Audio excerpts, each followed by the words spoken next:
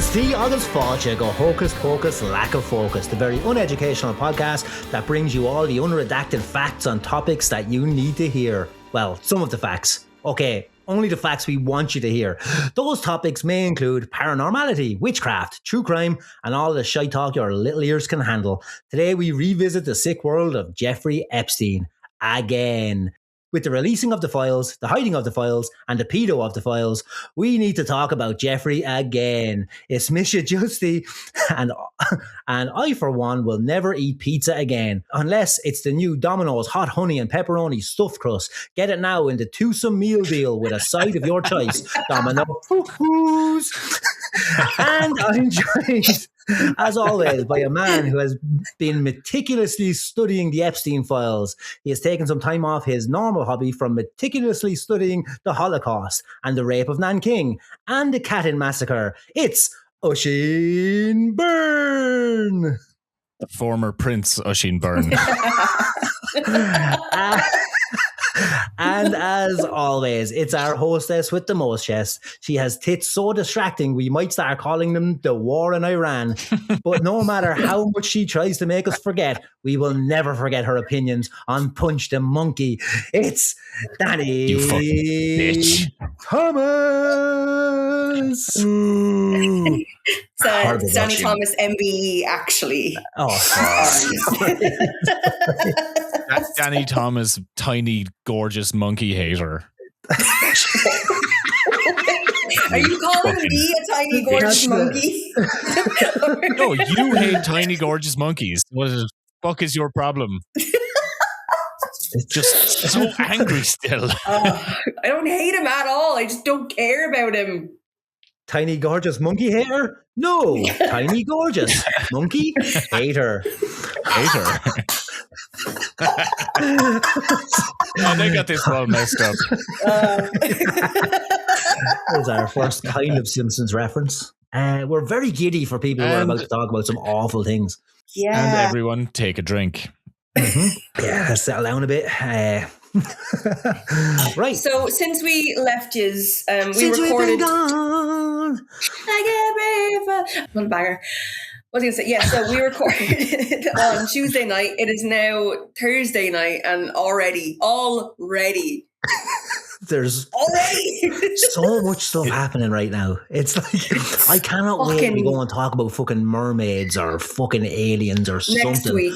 It's So going to turn out that like mermaids were on Epstein Island and that like Epstein created them to abuse them. Like he was feeding the mermaids through that trap door. So there is going to be another release of Epstein files fairly soon because Pam Bondi was like subpoenaed by Nancy Mace, I think. And so they're going to release another batch of files. And I am telling you, like, it's going to come out where it's like Jeffrey Epstein has figured out how to make mermaids. And now none of them want to ever see another human being again. Yeah, like I wouldn't. Sorry, Justy.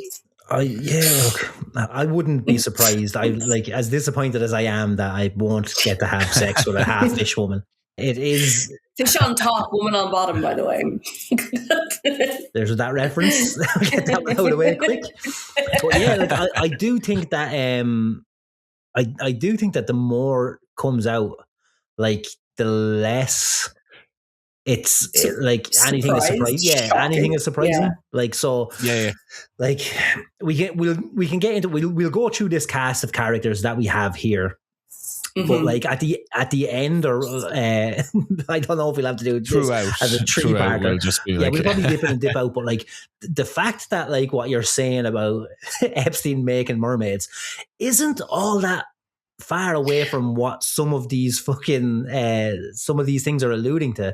Whereas like talking about cloning and making some kind of super race of just Jeffrey Epsteins. Yeah, it's like it just all these like insane, stupid ideas purely for the purpose for him to like sexually abuse things. Yeah, but like things that like super villains talk about, like take the rape and child abuse and all that out of it.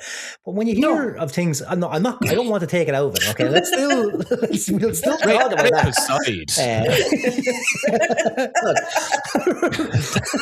Put fustigation aside, Mo. It's rape aside, which also sounds like a weird combination of crimes. But if we put rape aside, and we just think about the stuff that he's talking about when it comes to like cloning and like that kind of stuff, it is very supervillain stuff. It's very like we need someone with a cape to come and stop these people. It's very much, he has read Superman comics from the 1960s and he's just been like taking notes. He's just like, Lex Luthor cloned Superman but cloned him wrong and he ended up stupid and we ended up with a character called Bizarro. Yeah. That is Jeffrey Epstein. Is Epstein Lex Luthor in this situation? I think Epstein is, so like Lex Luthor was always like this, like, you know, political operator. Like at one stage, Lex Luthor was the president of America in the 2000s. It was kind of a response to George W. Bush. But in the 60s, he was this like mad, evil scientist who would have all of these like, you know, harebrained schemes for like world domination or for manipulating the population in Metropolis. And I think that's what Jeffrey Epstein is when you take away all of the sexual stuff, like, because he was influencing elections, he was influencing like social media, and he was coming up with ways to like create disinformation, have it spread and control narratives, and have like, he's the catalyst for like AI, you know, like all these AI companies that are just stealing our data.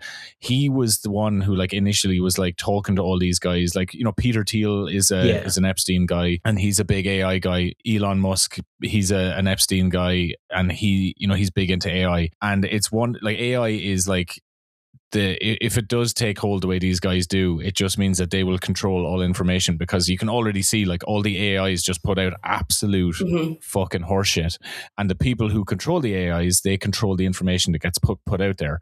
And that was one of the things that like Epstein was trying to help these guys develop, is to just control knowledge and control information. That kind of fed into the stuff with elections as well, like, so like the information that was being put out there, like advertising, like that was even kind of before AI. They were already doing that with promoted and targeted adverts and stuff online. The way they used Facebook got in trouble, like, it was fucking, it was like surgical what they did on Facebook. Like it's completely horrendous, but it's so fucking amazing that they were able to like influence people like that. Just from the fucking, like, you know, Meta, but like it was Facebook the first time, just Facebook. Like, it's wild how we're going down this path. What you're saying that, so Epstein was kind of this mass manipulator like Lex Luthor, but with rape. He was child sex Luthor. Yes. Yeah, so he's child sex Luthor. Interesting one is that in 2006, Kevin Spacey played Lex Luthor in a movie. And as we've mentioned, Kevin Spacey has said he would be willing to play Jeffrey Epstein, which is fucking crazy. Like, it's, you know, everything comes full circle. Like these fucking things. It's just terrible full circle moments. Right, so let's just fucking jump into the list of names that we have, because we didn't get to it last week. And we've got, so there's probably going to be many, many more people's names that will come out as we go on. But these are some of the heavy hitters, so to speak, that we have to talk about. And again, we touched a little bit, like he touched a little bit. On this last week, we've got Donald Trump. Oh, no. So Donald Trump appears in the Epstein files thousands of times. He's one of the most frequently referenced individuals in the entire release. Now, again, does that mean that he's guilty? Not necessarily. Yes. Well, yes. To cover our arse, because we know we have a lot of fucking political people who listen to podcasting. No, we don't. If any listeners are disagreeing with me saying that Donald Trump is guilty, you can find me on Instagram and you can ask me a question about it. Let's just have a reasonable debate about it. Come to my profile. It's at Irish Green Lantern. I'm going to get that fucking plug in there. And if you say, is Donald Trump a rapist and a pedophile? Oh, baby, will I enjoy replying to you. So, don't come looking for me on Instagram. I don't care nor what me. you think. I'm good. Yeah, I'll be giving out his home address at the end of this podcast. whatever. Okay, what is he going to do? Drop some fucking bombs on me? Iran will probably be able to shoot them out of the sky before they hit my house. Right, so there is an FBI 302, an interview memo from 2021, where a victim tells the FBI that Ghislaine Maxwell, quote, presented her to Donald Trump at a party, end quote. And she described the introduction as being, quote, similar to a CV, end quote. So for American listeners, whatever, it's a resume, I guess you'd call it. Curriculum vitae. Yeah, so she obviously, I think, must have been British. Do they call it a CV anywhere else other than England and Ireland? Well, if Ghislaine Maxwell is saying it, she'd probably say a CV. Yeah, she's British. Yeah, but she's this is the actual victim. That's where the problem starts. Yeah, that's it. It all goes back to the Brits. But this is the actual victim who said that it was like a CV. Okay. Okay. Yeah, they were like bringing from all women over, from all like- over the world. Like it's. I think Yanks say a CV on the odd occasion as well. I know they'll normally say a resume, but they know what a CV is. Like, I think, like, if they have a CV, they might have the word curriculum vitae on top, like. Yeah. You know. Anyway, so she said Maxwell suggested to Trump that she was, quote, available, end quote, and the victim told the FBI that nothing happened and that Trump did not act on that introduction. Obviously, she was probably too old for him at this point. She probably didn't look exactly like his daughter. Yeah. But the fact that Maxwell was allegedly presenting girls to him like items on a menu is a detail that just fucking obviously doesn't sit right with anyone, you know? There's an email in the files from 2011, an exchange between Epstein and Maxwell about Virginia Giuffre, and we will mention her a lot over these episodes. She is one of the key players here. She's kind of the most prominent, I guess, Epstein survivor as of thus far, who was beginning to speak publicly before her untimely death, which, by the way, very, very suspicious. Very suspicious death. A lot of these untimely deaths seem to be suspicious when it comes to the Epstein files. In that email, the person identified as G-Max, which was Maxwell's known alias, which is how fucking lame. Oh, It sounds like a knockoff watch. Yeah. Oh, was it what are they called? Baby G, weren't they, or something? Yeah. Yeah. It just sounds like here's my here's my I'm a comic book nerd, only I'm a Pokemon nerd. G-Max is kind of short for Gigantamax, which is a new form of Pokemon where they grow to the size of like cities and you can fight them like kaijus. Hang on, there's a type of Pokemon called Gigantamax. Well, no, it's not the name of a Pokemon. It's a class of Pokemon. Oh, so like ghosts. So there's you no Danny, no, listen to that's types. You said type. Yeah, no, I did say type, okay, but like let me get okay. So the types are the types, okay. The last type that they introduced was fairy type back in fucking like Gen 6 or 7. But like let's not get stumped on that one. So Dynamax is something that they brought in, which was like, more powerful, large versions of Pokemon. So now they're Dynamax, like dynamic max Pokemon. So you can have a Charizard Dynamax. He gets really big and he does. But then there's a version bigger than that again, which is called Gigantamax, which just makes them like big as a town. And like they get like different kind of new kind of looks. So like a Snorlax, for instance, has a really cool one where when he gets that big, like he's laid on his back and there's actually like landscape on his belly because he's so big. There's like a forest growing from his belly, you know. That's and then sick. Like Garbodor, which is the garbage Pokemon, which like the little one is Trubbish, which everybody at the start, everybody hated him at the start because like they were like, no one's even thinking of something. He's just a bag of like he's basically a black bag of rubbish, but like he's really cute and he turns into this big pile of rubbish called Garbodor. But there's a max version of him, which is basically just like a landfill, a massive kind of just landfill with a face on it. Like, you know, I don't know any of the new Pokemon, so I'm Googling. Lapras. I love Lapras. Yeah. So like Lapras looks like a cruise ship. Like he's that big, he looks like a cruise ship. Are you looking up Trubbish? He's so cute. Yeah, people hate on him at the start, but he's like, I can't see him. Yeah. So yeah, you can't see him. I'm gonna see him, but he's so cute. Look, I'm smiling. Aww. Alex, put up a picture of Trubbish on the Instagram. That would be, it's basically just they were like, oh, this Pokemon is literally trash. But now I think everybody loves him. He does sludge toss. Oh. Yeah, he's so basically in Generation 5, what they did, oh Jesus Christ, this is me being nerdy. Generation 5, they came up with basically a soft reboot of the Pokemon franchise.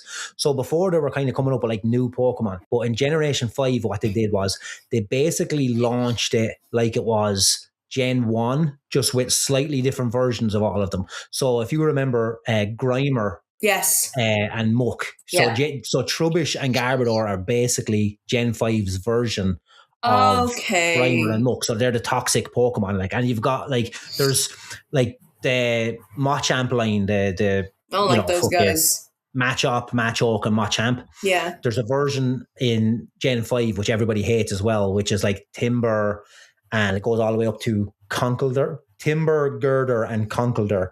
So basically, Timber is walking around like he's holding like a little piece of timber on his shoulder, and he's like, oh. And then Girder is holding a steel girder, and then Conkeldurr is holding like big, massive Atlas stones. That's cool, though. I like that. Yeah, I like that. It's Oisin as a Pokemon. No, if I was a Pokemon, I'd be Blue Eyes White Dragon. Let's get off this topic before I seethe with rage with that comment right there. Yugi, oh no, you didn't. What are we talking about? Epstein? G-Max. G-Max.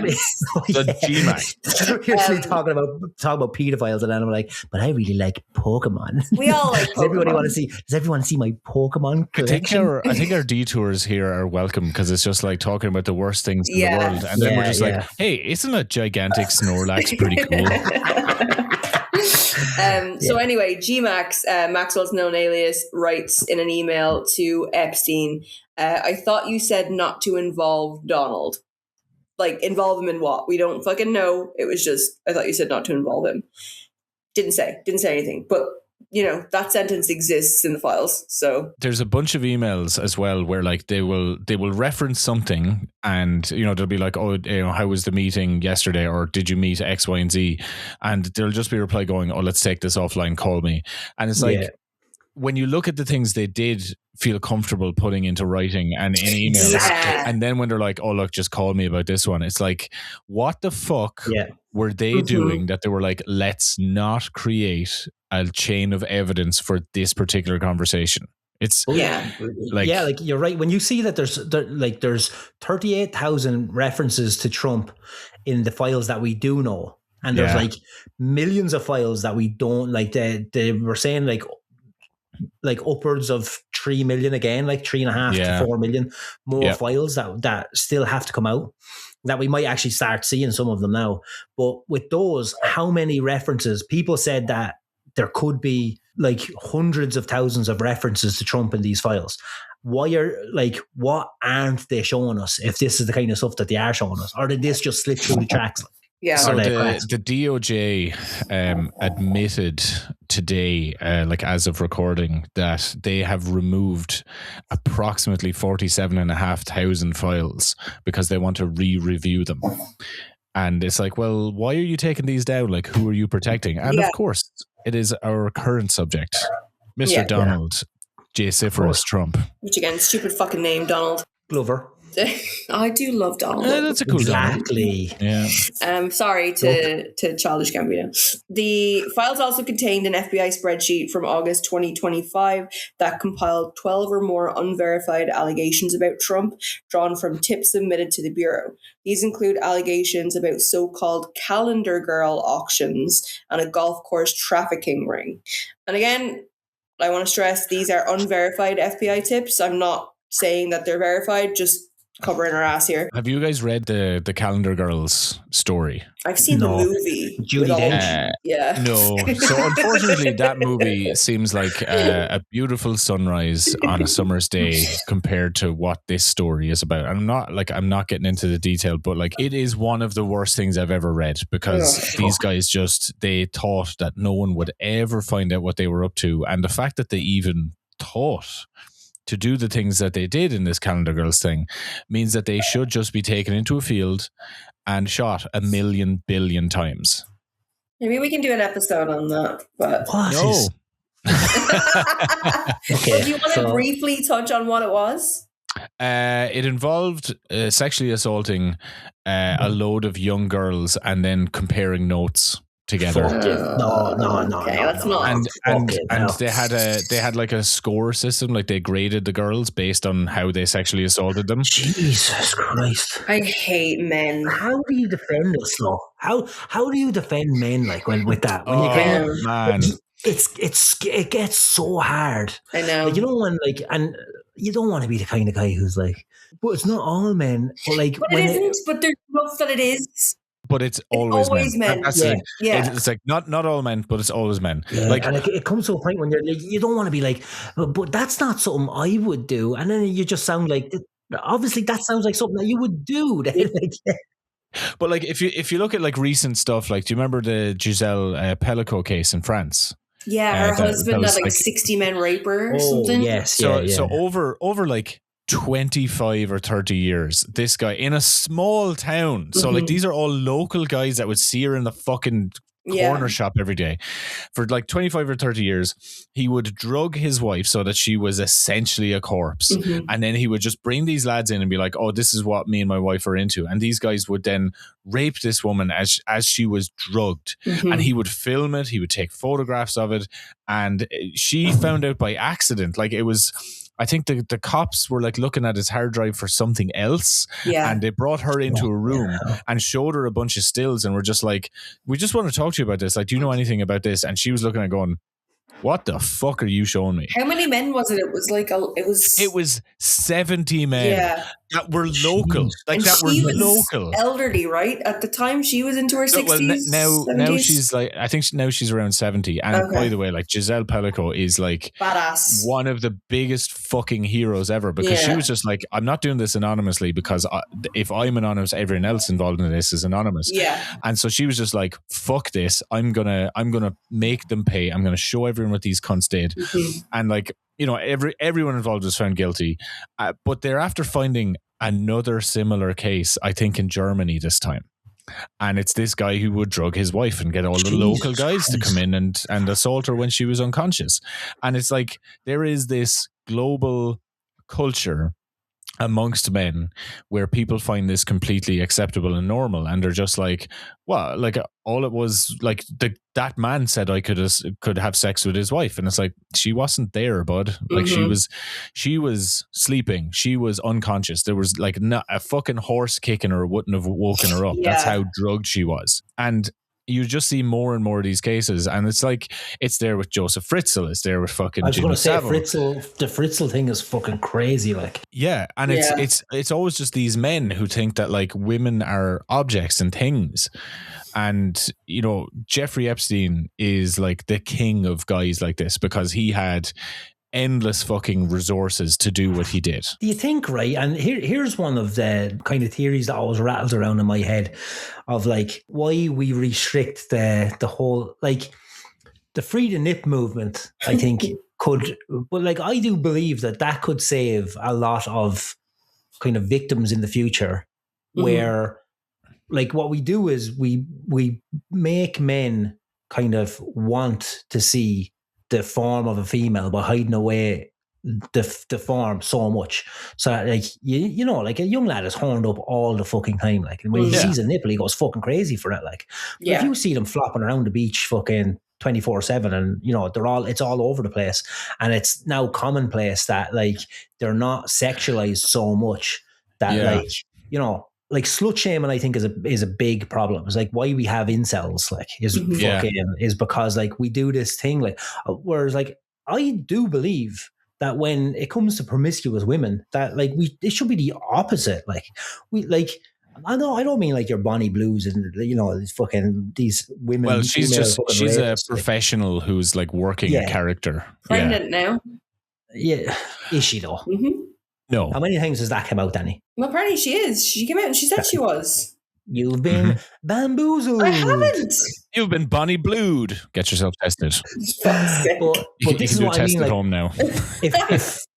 If we have it like so that we didn't put such negative connotations on women having sex with men, like, then like And it all comes down to male pride as well. Like when you find out that a woman has gone off and had sex with somebody else, you kind of go, "Oh, well, she's a slut then. She's right." Yeah, because it's like, oh, she wants to have else. sex with me. That's bad. Yeah. So then if we get rid of that out of society and you kind of make it so that like women aren't afraid to have sex with men because they will be called a slut, then they'll be having more sex with men. Then there'll be less incels. There'll be less schools getting shut up. There'll be less rapes. There'll be less like fucking violent crime against women, violent crime in general, I do believe. Like if we only made it so that men weren't shooting themselves in the foot. Every time you call a woman a slut, you're shooting yourself in the foot and you're doing yourself over right. Like that's honestly what I believe. Yeah. So I do think like if we change society, we might be safer. Like. But like it's true because like a lot of this just comes from like all of these like really stupid attitudes that young men are being taught over the last like 20 years. I know it's going on. Look, it's going on for fucking thousands of years. But like in particular, monetizing toxic masculinity. That these exactly. It's the monetization of it through social media, and you know you have the likes of Andrew Tate and even like fucking the likes of like Andrew Huberman, where they are promoting this type of masculinity that opens the doorway to go into this like incel, really right-wing grifter. All of your problems are because of women. And it just like if like there's so many young lads that like I've spoken to over the years where like they'll be frustrated of the situation that they're in. They will always have these comments about how, you know, like, oh, fucking bitches. And it's like, no, man, like, no. Like, it's not them. Like, you need to kind of figure out why you're unhappy. And it's like, oh, because women won't be with me. And it's like, okay, well, like, if women won't be with you, like, have you put yourself in a position where, like, a woman will want to be with you? Yeah, look inward. Look inward, but like also like look inward. And if you don't like what you see, you can change that. You can take steps to improve yourself. And like, you have to make yourself happy to be on your own, and you have to be comfortable in your own skin. You have to be comfortable in your own company, and you will find happiness that way, and you will find contentment. Like not through like all these guys who are like, oh yeah, go to the gym, get jacked, invest in crypto, fucking buy my useless fucking meme coin, and then get bitches. And it's like, no, just fucking like educate yourself, be a good person, do some good things, like be nice to people. Be nice, I think, is the main fucking thing. Hell, that's a huge thing. Nice. Like there's a guy now that like he comes up on my TikTok feed all the time, like just average looking dude. He gets gorgeous women. And his whole thing is like, and I know when I walk into places with these women, I get looked at because they're like, holy shit, like she's way out of his league. And he's like, it's because I treat her like a fucking human being. Like, you don't have to go and do all of this mad shit. You don't have to treat them like shit. You don't have to be awful. You don't have to fucking like be in the gym more than you're at home, all of this stuff. Like, if you're a dickhead, it doesn't fucking work that way. I know what women want. And what women want is to just be treated. Mel Gibson. Yeah, they want Mel Gibson. But like what women want is to just be treated like a normal fucking person. Like, you know, just like if you talk to them like they're a normal person, if you are interested in things that they're interested in, if you engage with like stuff like that and you actually like treat them like they are a human being and they have value, women just shockingly respond really positively to that. I respond really positively to that. Yeah. Anyone would. But like when I'm in work and like, you know, I met this billionaire one time. He like owned the building I was working on. And I just like went up to him and I was like, hey, Mr. Cola, how you doing? Because a lot of people are like, oh, you know, like don't talk directly to him. And I was like, fuck off. And I went up and spoke to him and he like started asking me how my day went. He was asking me like, you know, how the build was going, all this kind of stuff. And he took an interest in it. And I was just like, see, like there's a nice guy, you know, but he probably made his money through like, you know, murdering stuff like that. Probably.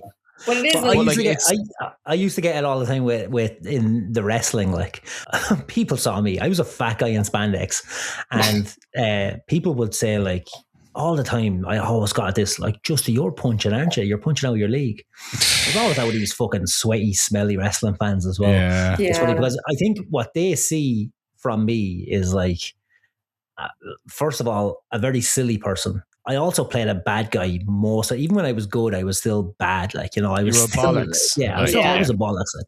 And so they just kind of saw a fat bollocks with a really good looking person. And like it's happened like, you know, in with a few of the women I've been with, that like people are like, how are you getting these women? I was like, lads, would you believe that, like, you know, being nice and being funny is kind of like a good combination? Like, that's so if all you have like, to be is funny and it's nice. not game. No, it's not game. It's just like being sound. And again, I'm not playing this like a player who gets loads of women. I did, but that's not the point. It's the point. The point is, I do look like a dropped lasagna most of the time, and this is true. I've gotten some very good looking women, and people are like baffled by this. Like, I've got some kind of magic Bernard's fucking watch or something, fucking like some kind of hypnosis deep fucking cut machine. there, Justy. I know that's so like, and it doesn't even play. It wasn't a hypnotic watch. It was a time stopping one. Like, if I had something like that, was able to trick the women, you know, and it's called personality, you know. It's I think it's just being fucking nice, like, you know, and like all these guys, they just go onto YouTube, and like the algorithms are set up to, like, you know, when you set up a new YouTube account now with like, and you haven't searched for anything, it will, but it knows you're a guy, it will straight away start showing you like Andrew Tate, fucking Myron Gaines, like they're paying all of these to guys, get like pushed. but like all of these guys who they teach young men to hate women. That is just what they do. And then when young men who hate women are frustrated because women won't even fucking give them the time of day, they're just like, what the fuck?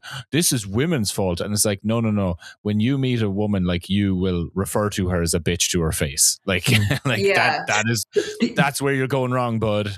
Do you think with the likes of Trump there that he's an incel who got money, and a kind of a dangerous so like let's face it, like, I don't think Trump would have much game when it comes to women, unless I'd be very surprised. Back in the 80s, he was said to be, well, like, you can see pictures of him by the standard back then. He was a handsome dude. I never thought that he was. Wasn't. No, I know that. Oh my God. No. He was a weird looking guy. He looked like a painted villain in a theater. He looked like a haunted used condom. Oh my God, let me talk, right? I never thought that he was, but when you watch shows from that era, when he was that age, so say Sex and the City and stuff, they all talk about how handsome he is, handsome financier, handsome. But like everyone in Sex and the City is a fucking Tory. But that's the standard back then. That's if you had cunt. Money. That's an Irish word for cunt. Like, he's not exactly a Kennedy, like, is he? Like, he's not, but like, do you know what I mean? For that, time where men, I don't think anyone was attractive. Money brings you up. Money elevates you. Yeah. That's the thing about Trump. Trump has always had money, and he has, and this is not like a, you know, but he has always seemed to attract women who are attracted to power and money. Yeah. You know, like, and that's not a slight on women. Attracted to power and money, or trafficked to power and money. Oh, there we go. Yes, there we go. But like, there is always like a certain type of man or woman who just wants to be near power. It's how, like, Boris Johnson is objectively a fucking hideous troll of a man. Yeah. Like, when we talk about Muppets, he does look like he is a puppet came to life. He looks like he was made from felt. Former Prime Minister of the UK famously, like, was constantly cheating on his multiple wives and girlfriends and partners, like, always at it, but looked like an unmade bed covered in shit. And he was mowing down women.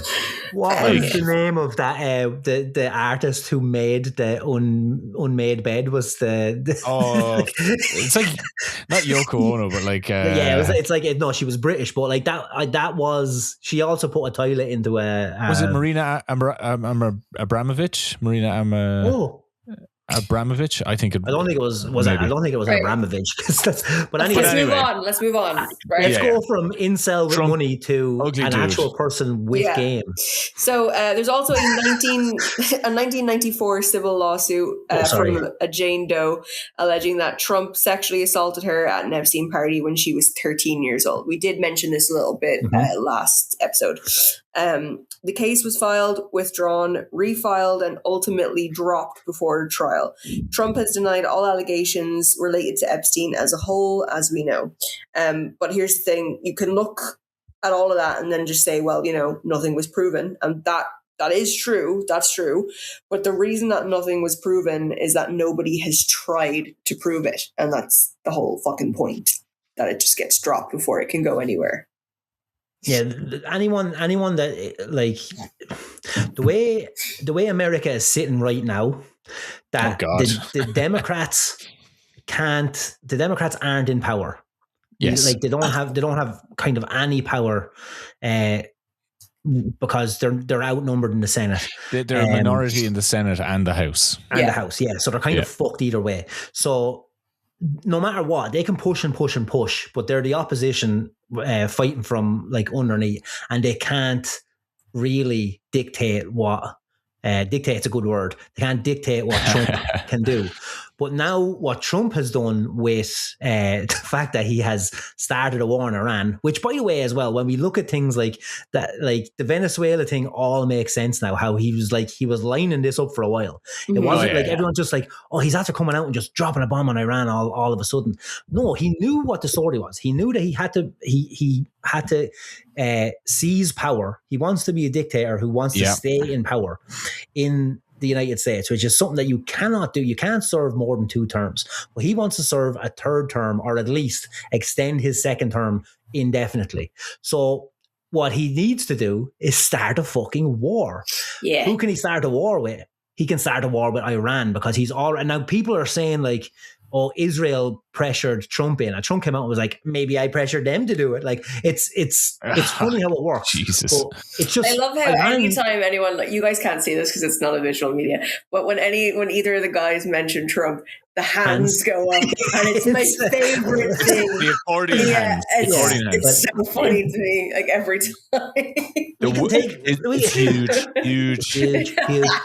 We're going to take Iran. It's going to be huge. But it's going to be like something that no one's ever seen before. It's so basically, right. So Trump needs to, or wants to stay in power. So he needs to keep the Democrats down and out of the Senate, out of the House.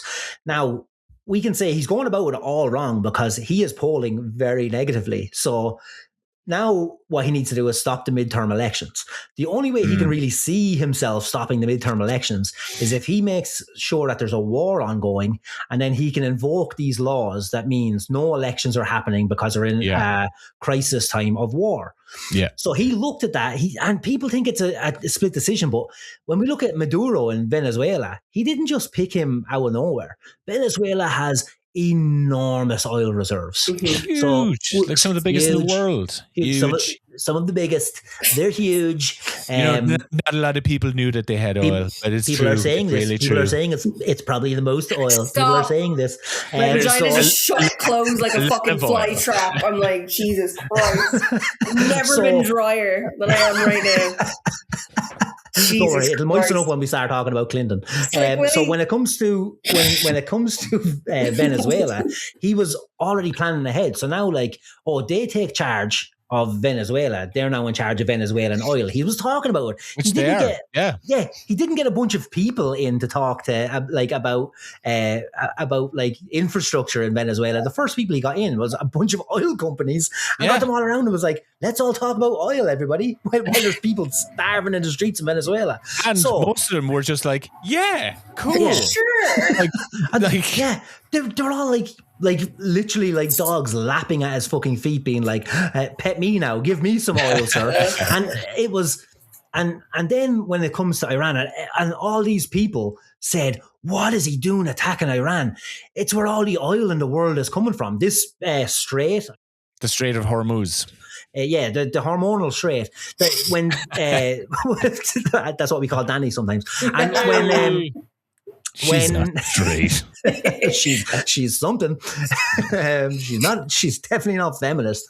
Although Sandrist. Yeah, sorry. I was going to say the Lilith episode, you came off very feminist, but in your real life, I just hate men. You're what we call a slut, and not a good kind that I want to parade in the streets.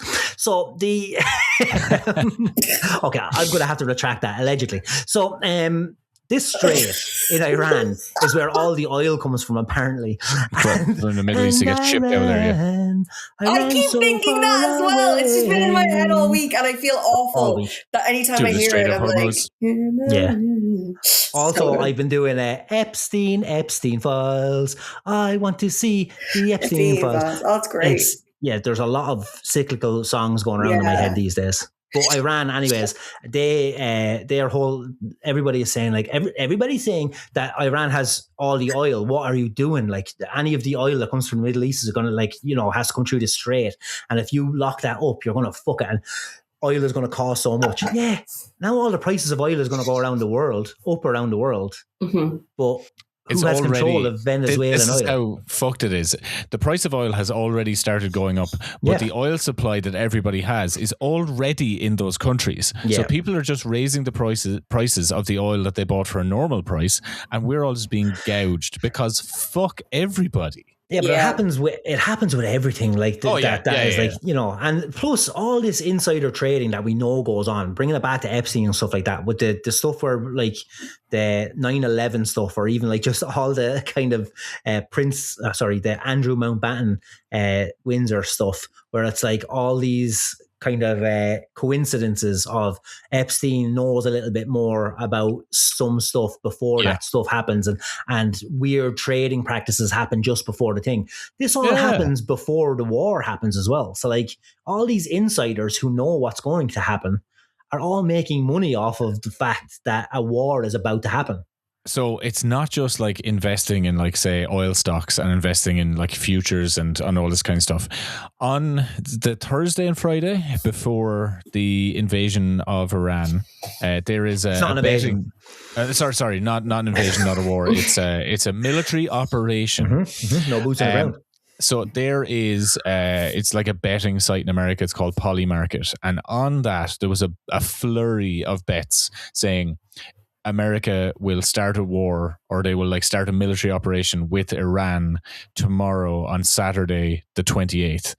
And people made, like, lot of money. Like, we're talking, like, millions. And everyone's like, how did these people know this specific date? And his insiders are known, well, most people in the Senate and the House, but his insiders in particular are known for, like, insider trading. And now they're gambling. They're using betting apps. Like, it's like going on to fucking Bet365 or Paddy Power and being like, oh yeah, Ronaldo to score in the 12th minute against fucking Fulham. Like, it's absolutely fucking insane. It's like betting on RIP.ie and then investing in a hitman. Yeah. Like, For anybody who doesn't know what RIP.ie is, in Ireland, we are fascinated with death. Oh, we love who died. Yeah, so people will we have a website that, like, alerts you on who has died. The death in your local area. Oh, the deaths. My mom used to go mad if I talked over the deaths. Yeah, we have them. We have on local radio stations as well. There's the death notices. Yeah. Who has died recently? So, like, once a day they'll do, maybe twice a day. It comes in where it's like they'll run through the names of people who have died in your local area. Like, it's so specific. Thomas of Ashfield Drive. Danielle Thomas, me, and it just goes like this. And it's like, it's like that was family flowers only, donations if desired to RSPCA, or like whatever the hell it was, and then you're just like, oh Jesus, no, I didn't know she was sick. It was our social media before it was social media. And like, my mom kind of got to she was never really technology savvy, but she got to the point where she'd passed away before she started fucking streaming funerals. Thankfully, because you can stream funerals now. In Ireland. I'm sure my mother would have been the same, I think. Yeah, during COVID, I watched my uncle's funeral on a stream. Yeah, my brother watched my mom's funeral 2 years ago, and then I was watching Oisin's uncle's funeral. But that was a job. Obviously, my pants was off. Went to the funeral. My brother was in New York and he couldn't get back for it. But we all sat there, whatever, did the funeral. As we're walking in, my brother texts me, he's like, "You look lovely." I was just like, I'm sure your brother couldn't go back because of woke. oh yeah, that's probably why. More likely because he's in America illegally, but also supports ICE. Because of woke. Right, like, can we talk about Daddy Clinton now? Yeah, let's get on to this it. is so we all can- you've been thinking about all day. I love him so much. I'm sorry. Yeah, well, Slim Willy. he's a horrible human being, Danny. I know. 100% he's a sexual predator. It's the same way, though, again, that I love Melania. It's the meme. He's a meme of a person to me. I just think he's really funny. Did you see the video of him? Yeah, where he's looking at the pictures. I didn't do anything. No, but he's looking at the pictures and he has this smile on his face, and his lawyer is like pulling the pictures out of his hands. That fucking smile off your face, like. But he's like, hey, reminiscing over the Epstein pictures. And he was, like, dude. He was saying like, as well. He was like, it doesn't matter what you say that I've done. I know what I've done and what I didn't do, and I didn't do this. And then it was like, didn't he say this before about that fat chick he was railing?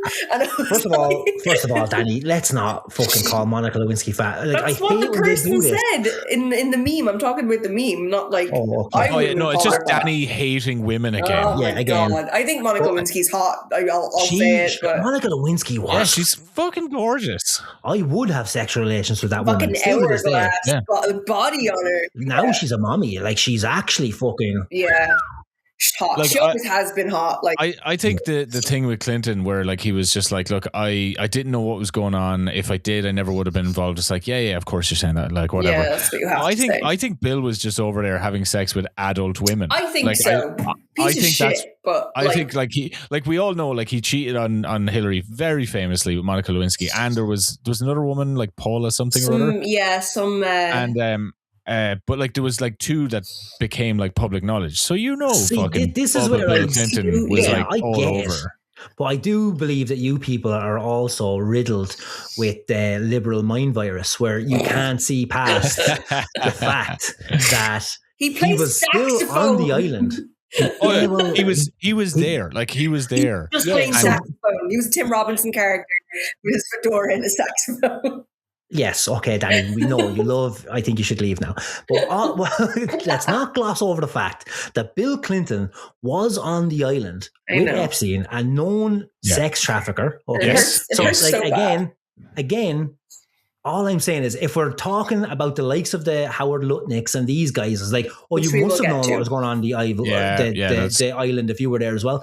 Clinton is the same thing. We can say Clinton was over there fucking, and he was riding all the fucking women that were all over age, 19 and up or whatever it was, which let's fucking he probably did see probably someone were still like, trafficked women. Well, that girl looks a little young. Like, all I'm saying is, if you're on that island called Pedophile Island, that's what we're calling it now.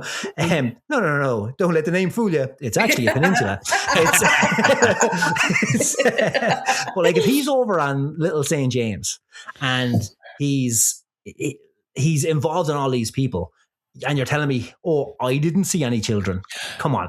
Like, I'm not going to give him so much benefit of that doubt. Like. That was the thought. That was the thought I was having. It's like, like I was kind of like in a way defending him there, where it's like, he was having sex with adult women. But how do you turn a blind eye to the fact that there are children just running around everywhere? Yeah. Like, or like, some lads are going around like they're at fucking Disneyland eating turkey legs on either children legs. So like, what's going on? Like, again, I'm not saying that everybody has to have known the ins and outs or the like most despicable stuff. I think that's you have to have known something, and also there's rumors going around.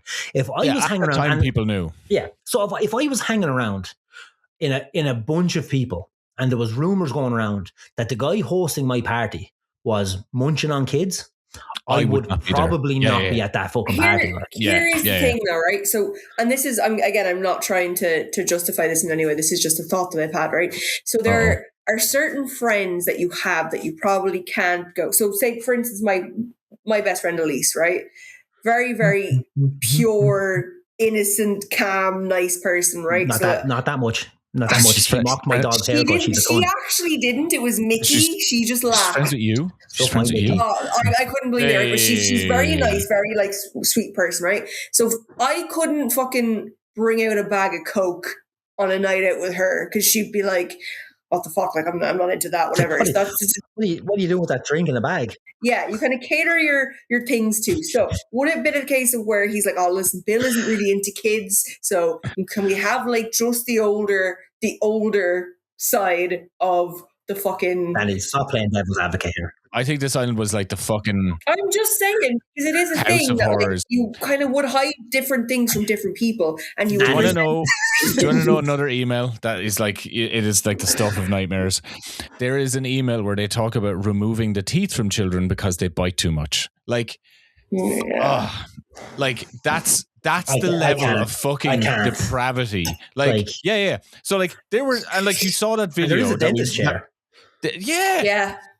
Like also like there was the excuse for that is hilarious. Oh, what that he just no some he had one of the women on the island that one of the trafficked women, I imagine. She was studying dentistry, and he got her a dentist chair just for that. Because he's so sure. So she was just doing like dentist stuff for people, and he was helping her learn. Yeah. Right? Yeah. Exactly. Sure. And then what was that trap door there for Jeffrey Epstein? Well, one of the girls was practicing to be an aqua magician. What are we doing here? What, like, come on. Well, like, let's not forget there is that video of Epstein where he's like standing on top of a kitchen island, and there is there is what looks to be a 6-year-old girl running around the island, and he's like chasing her, going back and forth. And I don't think she's 6, but I don't think she's. No. She's probably closer to 6 than 18. Let's she's under 10. Like, she is under 10. Yeah. And like, how did no one walk in and go, "Hey, whose child is that?" Because it's not yours, and it's not yours, and it's not the cameraman's. Where did this child come from? Well, none of them were fucking, executing this kind of critical thought around this situation. Yeah. Or they were just like, well, it's just Jeffrey, and Jeffrey gets me all the good drugs. Anyway, so let's get into Clinton here. Yeah, so that, like, I just wanted to point out while you guys were in there fucking fluffing Bill Clinton, because you've been mesmerized by him the same as fucking every woman ever has been. Yeah. I just want to point out that he was still on that fucking pedophile island at some stage. Yes, he was. Bill Clinton appears in the files in connection with at least 16 flights on Epstein's private plane.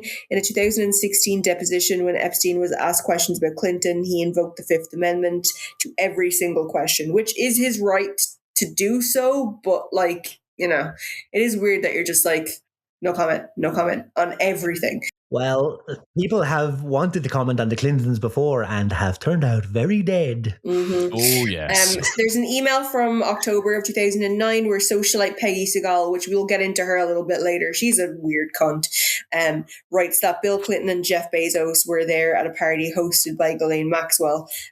All files show an ongoing social relationship between the Clinton orbit and Epstein's world that persisted well beyond what was publicly acknowledged. In January 2026, the U.S. House of Representatives held Bill and Hillary Clinton in contempt. Hillary, we call them. For his wife Hillary, for failing to comply with subpoenas related to the Epstein investigation, and depositions were scheduled for late February 2006. This has happened, but as we talked about in the Lost episode, Lauren Boebert stupidly took a fucking picture of Hillary, and it was all halted. Yeah, like she took a photo, and this was so when the Republicans were trying to get Bill and Hillary to like talk in public, they were trying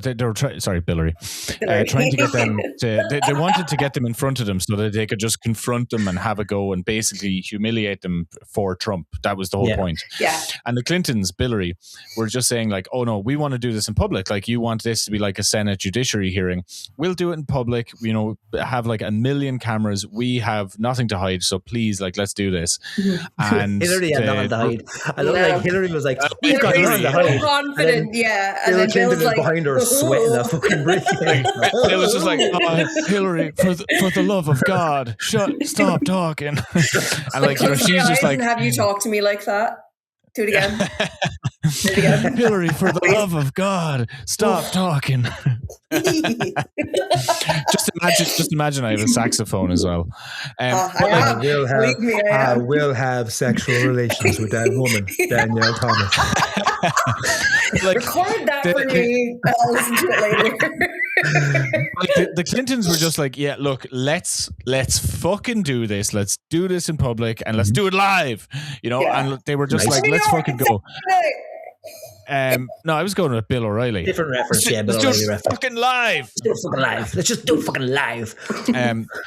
And then the Republicans got cold feet because they were just like, wait, why do you want it to be public? Why are you saying yes to this? And it's to set the precedent of presidents.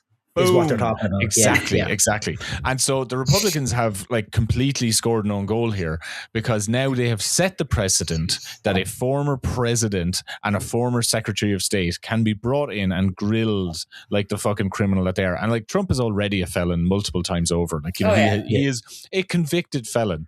And the reason that he can still be president is because America, when the Constitution was being written and when all of their amendments were being written, they never imagined that someone who is such a massive criminal would be able to get into a position where he could even be nominated to be president, let alone fix an election to win.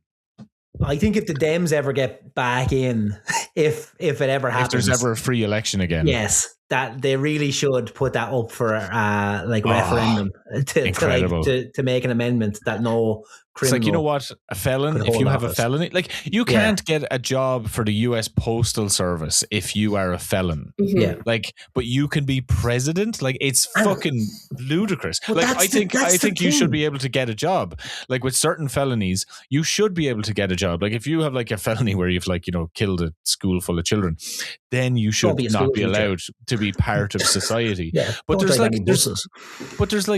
there's certain felonies that are just tax crimes or administration fucking crimes. That kind of stuff. Shooting the CEO of a healthcare company. You should. Mangione. Oh, you've set her off. She'll be sighing for hours. A quarter. Luigi. She'll be swooning for days. To get back to the deposition of Hillary, so Lauren Boebert, being the gigantic dumbass that she is, sneakily took a photograph of Clinton, on the other side of the table to all of these Republicans, and she sent it to this guy called Benny Johnson, who is a right-wing quote unquote journalist. And then he posted, but the best part is he posted and was Lauren Boebert just sent me this from the fucking closed doors deposition of Hillary Clinton. And of course there is a video of Clinton's lawyer going, okay, I have to stop this because, and then she just explains what's happened, and then Hillary is just you can see she just smells blood, and she's just are you joking? She cuts a promo on him. She's are you? We wanted this to be public, and she's if you guys are going to pull this, you can hold me in contempt all day long. She's I'm not doing this. And it was just and the thing is she's her career before politics was she was a lawyer. She is no shrinking violet. She's a very fucking serious back in her operative day too, as well. Yeah, of course she was. Right. Bill wouldn't be going with any scrubs. No, he wouldn't. Not my Bill.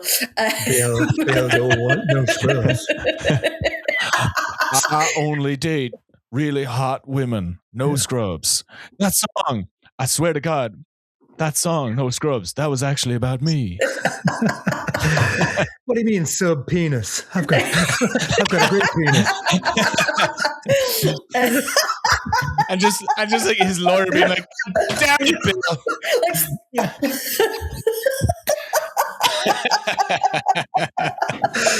Oh, for fuck's sake. It's okay to laugh at these terrible people. Is the worst. It's the worst situation in the world, but we have to be able to laugh at terrible people because laughing at these people takes away their power. Yeah. Yes. And also us saying that kind of absolves us for being horrible people ourselves, but for laughing at this situation. We're mocking terrible people. It's it's not good. You can laugh at Hitler because he was a short asshole who no one liked with a shit haircut And he a had micro one penis, ball. and he had one ball, and no one fucking liked him. And even at the end of his life, all of the Nazis wanted to fucking kill him because he smelled like shit. I love as well that there is an entire documentary on Netflix that is basically just like Hitler had one ball and he was shit in bed. That's like the whole fucking documentary. Like there was a thing last year where there was a documentary and they were just like, oh, we've analyzed his genetics and we can say with like X number of % certainty that he had a micro penis. Yeah, and it's just like, look, lads, you're just putting a hat on a hat. Like we know, like he committed the Holocaust. Like having a micro penis is not worse. Yeah, like just be like Hitler committed the Holocaust. He was bad. But like you don't commit genocide if you've got a hog. That's we know that's the deal. Like you've got literal bigger fish to fry there on this. You have better hobbies if you're packing. Like This is what we're seeing from Trump now. Like he's fucking like Stormy Daniels has told us he has a little ugly mushroom dick. Yeah. Oh, stop! Don't make me picture Trump's mushroom dick, please. And Epstein has a little egg dick. So do you think they were just like some kind of weird salad? Like just fucking hell. What kind of dick did Peter Mandelson have? Do you wonder? I won't know. I don't think about that either. So I'd say his one was very thin. Well, is very thin. Like, because he's still average length. Never but gets like all the way hard. Like a pencil. Yeah, definitely like a pencil. So Peter Mandelson. It smells like shit as well. A lot of people outside of the UK and Ireland might not know Peter Mandelson. He's a former Secretary of State for Northern Ireland, a former European Commissioner, one of the architects of Tony Blair's New Labour movement, and one of the most powerful political operatives in modern British history. So like Peter, all of those things, like he has such an impressive CV. Like he is such a big player in European politics. Like it cannot be stated enough how much of a big player this cunt is. Yeah, I used to sit up watching when we had TV and you had to kind of just watch whatever was on back because there were channels. And my dad used to watch like Have I Got News for You? Oh yeah, so good. Remember, I think it's still on the go still now. Going, like. and it's still fucking great. Yeah, but it's Ian Hislop and Paul Merton were the guys who were like very. Hislop is fucking incredible. I think they have rotating hosts. I think the hosts rotate because it wasn't Angus Dayton was the host, and then he had a sex scandal with a prostitute, that kind of thing. Anyways, like every year, there's always sex scandals, but anyways, there's always something. But I just remember that. Every fucking week, Peter Mandelson was the guy that they were fucking going for. Like, even in my teenage years, I just remember like there was always some kind of a scandal with Mandelson. They called him Scandalson because it was just fucking like constantly fucking going on. Like, but he's one of these fuckers who like he suffers a scandal and then like stumbles upwards. Always falling into a fucking bucket of shit and coming out smelling like flowers. And always was the way it was with him. I've heard a similar one where it's like he's the kind of, it's the opposite meaning, but it's like he's the kind of fellow who'd fall into a bag of tits and come out sucking his thumb. That's the opposite. That's the opposite. Yeah. So Peter appears in the Epstein files more than 5,000 times. 5,000. And in Epstein's 2003 birthday book, which fucking cringe, it lists Mandelson as, quote, my best pal, end quote. I fucking hate that. And you just know this man's a fucking monster, like just the whole Northern Ireland thing in general. You know he's a fucking horrible, disgusting human. Yeah, don't think anything remotely highly of that man at all. So the files contain evidence that Peter leaked UK tax plans to Epstein. Peter's partner received a £10,000 fund for an osteopathy course, which that's back stuff, right? Osteopath? It's bone stuff. Yeah, bonitis. Like joints. My one regret is having bonitis. And there's a photo in the files released to the public of Peter posing in what has been described as underwear, like little tidy white. I'm gonna just like the way you phrase this in what? Yeah, I'm gonna derail. I'm gonna do it. You have to. This needs derailing. So first of all, Lord. Peter Mandelson, because let's not forget, the British political system loves a fucking sex pest. Yeah, they do. Loves a sex pest. Peter Mandelson, the picture where it's like, and I've seen this where people have been like, oh yeah, like it appears that he's in some kind of underwear. He is wearing tidy whities. Like he is in the most unattractive underwear a man can be in. Yeah. And he is wearing a dress shirt over it. Like it's like he appears to be more nude than he actually is, because it's dressed very well on the upper body and then below tidy whities. Winnie the Pooh in it. I think I would to be shirt cocking it. I think I would prefer he was fully naked in the photo rather than this illusion of nudity. Because you just look at him going, my eyes are drawn to, because you can't see the side of the tighty whities, you just see like the sack that holds his cock and balls. Please don't say sack in regards to Peter Mandelson. And it's just like it's absolutely disgusting. Like, and it's like, not to body shame, but he should be ashamed of his body. Like, he is completely and utterly fucking idiots. Like, fantastic. If a good person has that body, fucking like, love you. You are fantastic. You're a beautiful human being. They'll probably get bitches as well, like voluntarily. Peter Mandelson's body, like his specific body, is shameful, and he should have covered it up at all times with like like a ton of concrete, perhaps. Yeah, Jesus Christ, a river of concrete and shit. Like that's what he should be covered in at all times. Also, I just want to, like, you briefly mentioned and did like call them brief, and you did refer to like what a bunch of losers there. So this birthday book, right? Fuck it, like Jeffrey Epstein, when he turned 50, like had all of his like conspirators, his co-conspirators, and they played Pass the Parcel, and they had some cake. They all and the parcel had a child in it, and they all like wrote these things in code where they were basically being like, "Oh, loved being on the island last week. Love raping children with you, bro. Wasn't it great to like abuse children together?" And like the most famous image that's come from this book is where like Trump had drawn like the outline of like a naked female form that looks very young and prepubescent. And it was like, not prepubescent. She had pubes. It was his. It was very cleverly. It was still artistic. It was tasteful. But it was the we share many secrets together line. Yes. Like, who says that? We share many secrets, Like me and my friends when we were younger, like, you'd just be like a drunk, stupid asshole, and you'd be like doing fucking stupid, like illegal shit, like just like drunk and stupid illegal shit, and you'd never be like, hey, we share such terrible secrets together. Like, it's just the fact that they're saying this, they think that they are this like they think they're the Illuminati. They think that they're this like secret society of friends of abusing children, and they think that it makes them like this like hierarchy in society, and they're it's just like aristocratic thing of like, our tastes are different, and it's like, no, you're a piece of shit. Like, I'm not like other boys. But like this birthday book, I just think is one of the most pathetic thing I've ever seen, because like, as a 40-year-old man, if I get a birthday card and more than one person has written in it, I'm just looking at the people involved and I'm just like, what the fuck is this? Like, why did you write your own card?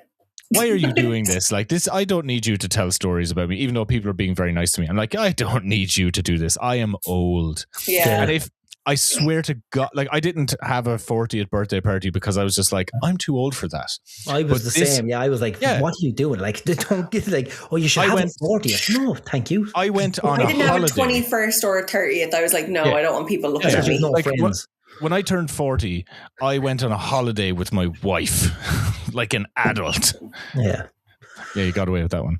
Yeah, and when I turn 50, if anyone suggests that I have a birthday party, I will beat them with a surgical 2x4. Yeah, I'm not a big fucking parties fan either. Like, and even like, I mean, I'm never getting married. We know that now. But like, my sister had like a fucking massive wedding with a fucking like $5,000 wedding dress and all this for one day. And I was like, this is my nightmare.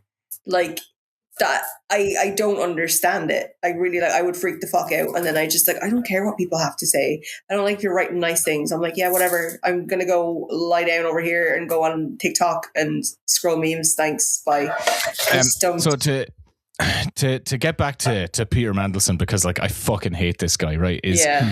So he has, like I said, he's been this big like political operative in UK politics for like approaching 35 years probably. But he has resigned from government in disgrace 4 times. As of the 1st of February was the latest one, I think. Yeah, like 4 times. And each time like he goes and he lays low, and then some idiot Labour fucking minister or prime minister will bring him back in. Like the first time he resigned in disgrace was 1998, like that long ago. And then he was back in government within a year, and then he resigned in disgrace again in 2001. And then he kind of just laid low for a while, but he was still operating in the background. He wasn't brought in like into the fold of being in the cabinet.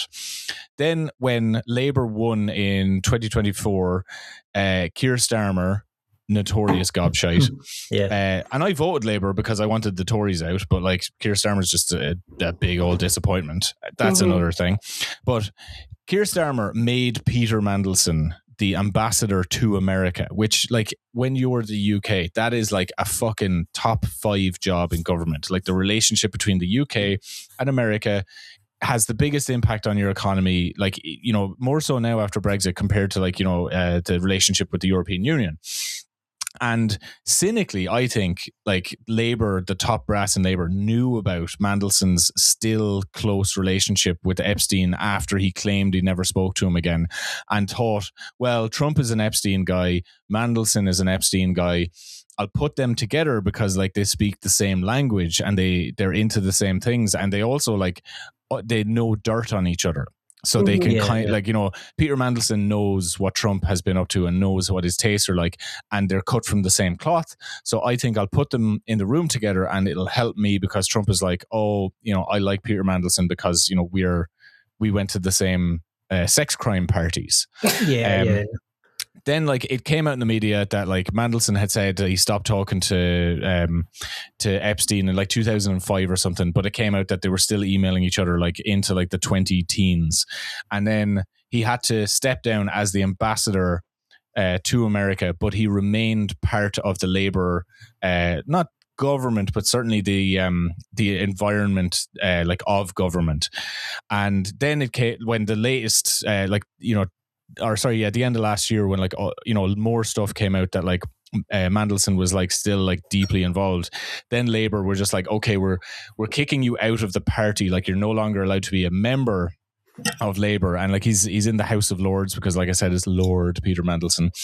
But now he is sitting as an independent Lord. Like he's still a Lord for life. However, there are some people on the Labour left, of which there are not many, and they're trying to introduce legislation that will strip him of his peerage. That's what when someone becomes a Lord or Lady, it's called a peerage. And so they're trying to introduce this legislation where they'll be able to be like, it's fucking ridiculous. By the way, just the whole fucking House of Lords situation is just and now all the time. They put their hands into the porridge and they will recite the words.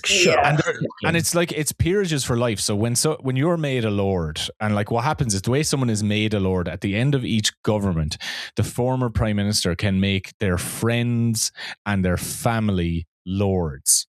Like it is so corrupt. It's so fucking pointless. Like, there's a website you can go onto and you can buy like 3 feet of land in Scotland for 50 quid and be like a lord or lady of that. It's not that hard to get. And you can have that on your card and your bills and stuff.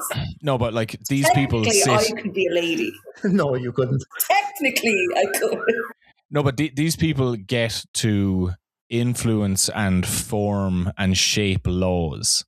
So, for example, when Boris Johnson was ousted as the Prime Minister of England in disgrace because he's a dirty fucking Russian asset, fucking nonce prick, he made one of his assistants, not a lord, but like, you know, she became like lady, whatever.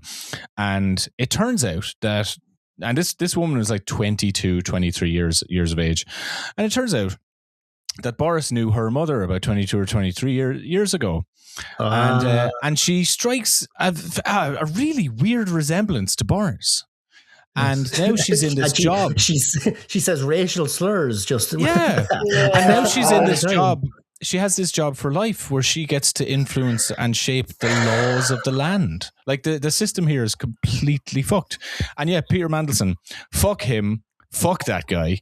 I hope someone hits him with a Kia. A Kia Sorento. Because like it mightn't kill him, but it'll hurt him real bad, and then he has to deal with the embarrassment of being hit with a car called a Kia.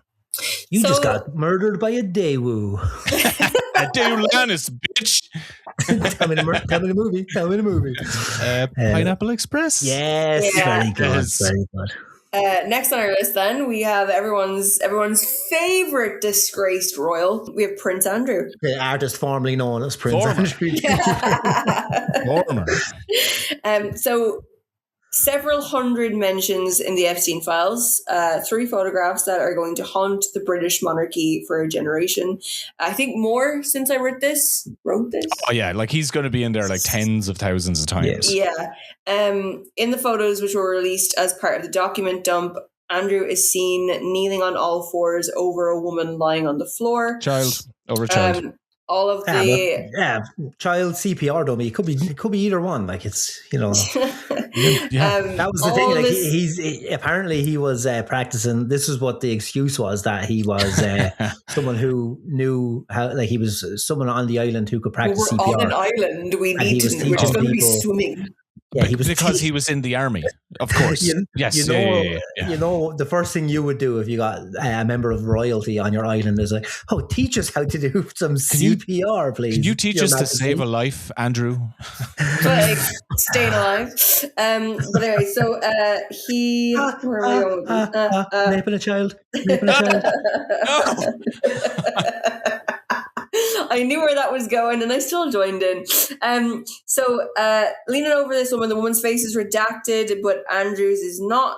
He's staring directly into the camera, and in one image, he appears to be touching her abdomen, which you have to do if you're giving mouth to mouth. I'm just saying. Yeah, everyone knows that when you're doing CPR, you touch the abdomen. Yeah, I mean. There are and sweating, by the way, as well. He is such a sweaty nonce in these photos. And then there are 3 photos in this sequence, all undated, so we don't really know when these were taken. And the emails then are worse because in August of 2010, Epstein emails someone, likely Maxwell, and offers to introduce Andrew to a quote 26-year-old Russian, clever, beautiful, trustworthy, unquote. And in September 2010, Andrew sends a message requesting a dinner at Buckingham Palace with, quote, lots of privacy, end quote.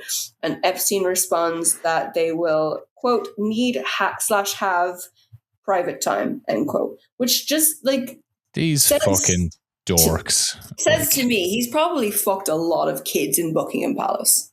Because that wasn't the Queen's residence. She stayed in like Sandringham and Clarence House, I think she stayed in. She didn't want to move out of that, and she did all of the official business in Buckingham Palace. So he would have lived there. He lived in Sandringham. No, he lived somewhere else. Now he has to move to Sandringham. But he lived in another one of the places with Fergie, who still lived with him, even though they split up. She's another fucking horrible cunt in we this should probably mention Fergie. Oh yeah, so his lots of stuff coming out about her now as well. His ex-wife. Oh yeah, they separated. They didn't actually ever separate. No, they got divorced. Well, they lived together still. They basically, and they did kind of mask this as co-parenting. Is it Eugenia and who's the other one? Their weird-looking daughters. To be fair, I don't have Eugenie and fucking I don't know. P? George Foreman. Priscilla, per Stephanie, per Persephone. No, it's Eugenia and Beatrice. Sorry. Beatrice. Beatrice, yes. I mixed her up, I think, with Peaches Geldof, who's dead now. Oh, okay. R.I.P. But she's dead? Yeah, she died years ago. Yeah. She had an overdose. Oh, I don't care. Peaches go bad early. Millions of peaches for free. Good job we're not monetized, because the amount we've been singing some horrendous songs. Yeah, just really horrible. But yeah, they stayed together in the sense that they've always lived together. They've never not lived together. And then she had a whole weird fucking thing with Epstein where she asked Epstein to marry her. She was asking him for money at one point. I think he was giving her money. He was giving her like a lot of legal advice about different things. Yeah, because she had some like businesses and she had some charities that were just like fronts for her to make money from, because that's what the royals do. They've all these like fronts that they just launder money through. And she had these like charities, and like I think she had like one business that was meant to be like an entrepreneurial business that helped other women. Yeah. But it was just a place for money to be deposited and then for her to live her lifestyle. So there's emails where she's begging Epstein for money, and she's like, "Oh, invest in my business. Like I think if you invest, you can get other people involved." And it's just like you offered up her daughters to him as well.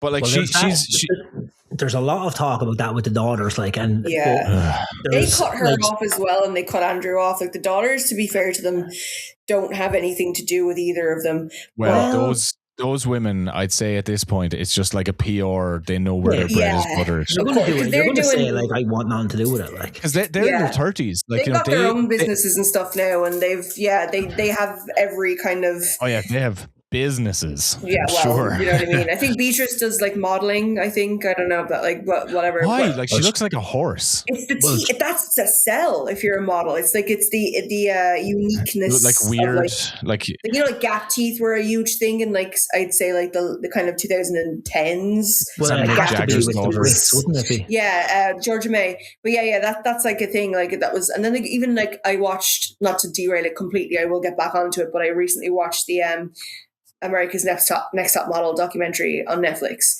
And is it just everyone is terrible? Everyone is fucking awful. Tyra Banks takes no accountability for anything. But in that, just literally to relate it to this, there is an episode where they, in the very early seasons before it was trendy, this girl has a gap and they close up her gap. And then, because they used to do makeovers for all of them, didn't they? And then in the later seasons, when the gap was trendy, they give a girl a gap in her teeth. Yeah. What, they just punch her in the face. Literally. Smile for me for a minute. Bam! Mental stuff, right? And so it is things like that. Like, so I guess you could say that they had like, I mean, they're not ugly girls. Like you could say that they had like unique looks, which are great for, at that time, I guess, when they were of the age, they would be like catwalk models, because they were always very like skinny, fucking they could wear any like sample sizes, fine.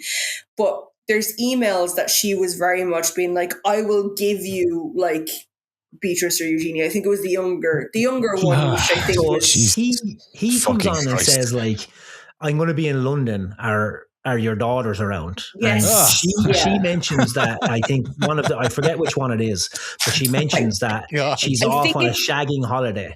So she says, I think Eugenia is the older one. Okay. The one with the Wallace and Gromit eyes.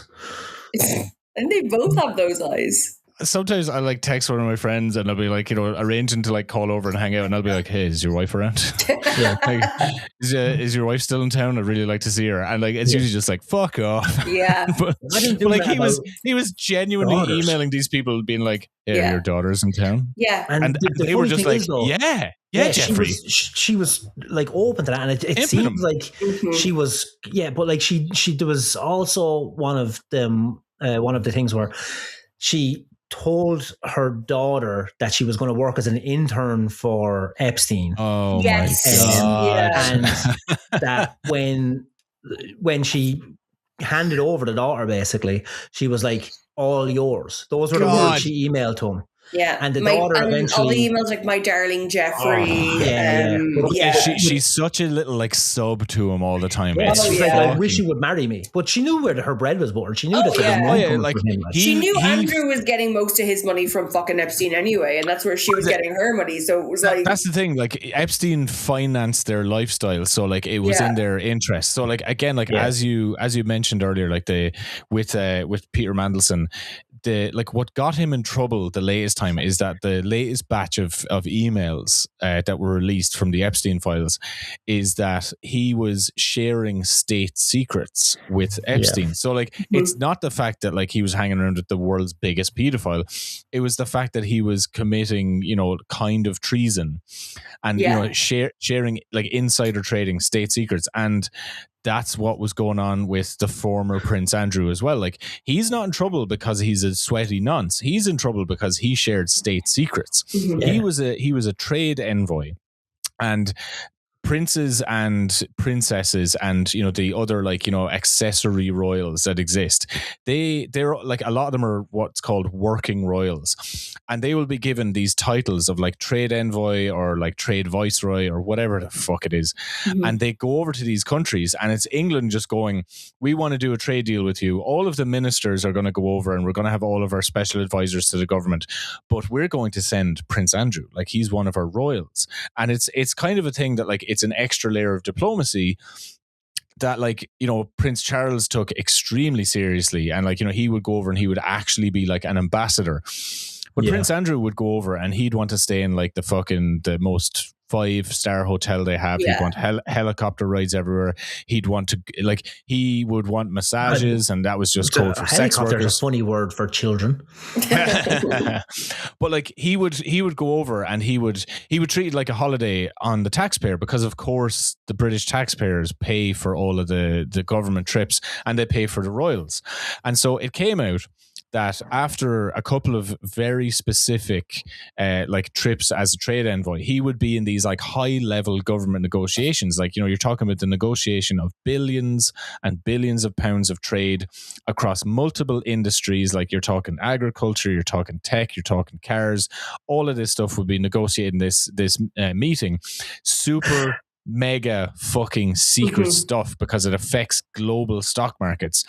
And within 5 minutes, the latch of the door didn't close before he was emailing. Exactly. Like the fucking door would still be open, and he would have because they would type up a report in the meeting, and he would have a copy of it.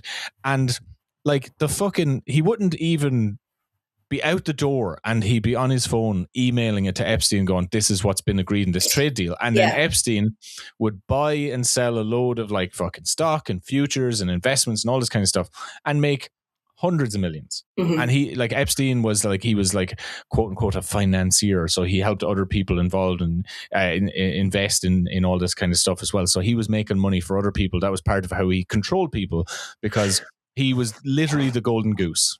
Danny, in your list of people, is Les Wexner in the list? I'm not sure if he's in there, because he was kind of a late addition. Like when I don't think I have him in here. He was a late addition to the whys of it. But he's kind of the start of. No, he's not the start of Epstein, but he's the reason why Epstein had money. Yeah. So we talked a little bit about him last week, but when we talk about him being a financier, just to tip on why Epstein had so much money, it's like the fact that he went in with this Les Wexner guy, who is, again, he was the guy who owned Victoria's Secrets. So he's the guy who, when we were talking about what's this French dude? Jean-Luc Brunel. Yeah. So like Brunel was the guy who was scouting the women, and obviously like he was a model agent. Yes, but also trafficker. Why else would he have killed himself? But Les Wexner is the guy on top. So this is how Epstein would have got in with the model agency kind of a thing, first and foremost. So that, again, when we talk about like what he must have on Les Wexner, like Les Wexner, he gave Epstein the power of attorney, which is like one of these things where it's like, what the fuck did Epstein have on him? Or what was the relationship there? And it's funny that, again, Les Wexner says this, like there was the whole, I was lonely, that's why I gave him this, or he makes up the cutlery response was one of them, where he said, I didn't have a house manager, and I didn't want to deal with that kind of stuff. So Epstein said he would make sure that I have security, I have a house manager, I have all this kind of stuff, because I didn't know who was in my house, and they could have been stealing silverware. This is his whole thing. So he was like, I gave Jeffrey power of attorney so that he will mind my house. It's such a rich guy. I don't want to tell you the real reason answer. Yeah. They're stealing my good silver. Yes. The maid is the stealing help. from me. Yeah. It's obviously the brown people who are working for me. But so it comes out eventually that Epstein actually embezzled a shitload of money, of course. Mhm. So Yeah. when he the amount of money that Les Wexner said that was taken was $100 million. So the fact that there was that was the amount of money that was taken. Okay, now Epstein ends up. We've already gone down the road. He went to prison for procuring a child for soliciting sex, like this shite, like. Yeah. And Wexner didn't cut ties until later on when it's funny how it went down. He found out that Epstein had embezzled a bunch of money off him, so he sues Epstein after that. So he didn't cut ties. He didn't cut ties with him after like the child sex allegations or anything like that. He found out that he stole 100 million off him, then sued him for 100 million. They settled for 100 million, and then that's when Les Wexner said like that was when they were cutting ties together. So like, it was all about money. But that's just where Epstein's money came out of, is what I'm saying. Is like so he was playing with money that wasn't even his, and he was financing all these people. And like Les Wexner was just like one guy who gave him money. Like there was loads of guys, but Les Wexner is like one of the big fucking names who gave him like a ton of money. And Epstein, because he had people like Mandelson and because he had people like Andrew Mountbatten Windsor Nonceface, he was able to then use the knowledge that they could give him that nobody else had. Like he had people in the fucking room and he had all this knowledge. He could turn 100 million into 500 million very easily. Like insider trading was massive, and the absolute also definition of insider trading, and all of the like the state secrets that like it's like he knew what countries were going to go to war. He knew what countries were selling what fucking to who, and it was one crazy. of the things that Mandelson shared with him was that Mandelson emailed him and said, "I've convinced Gordon Brown to step down as the Prime Minister of the UK."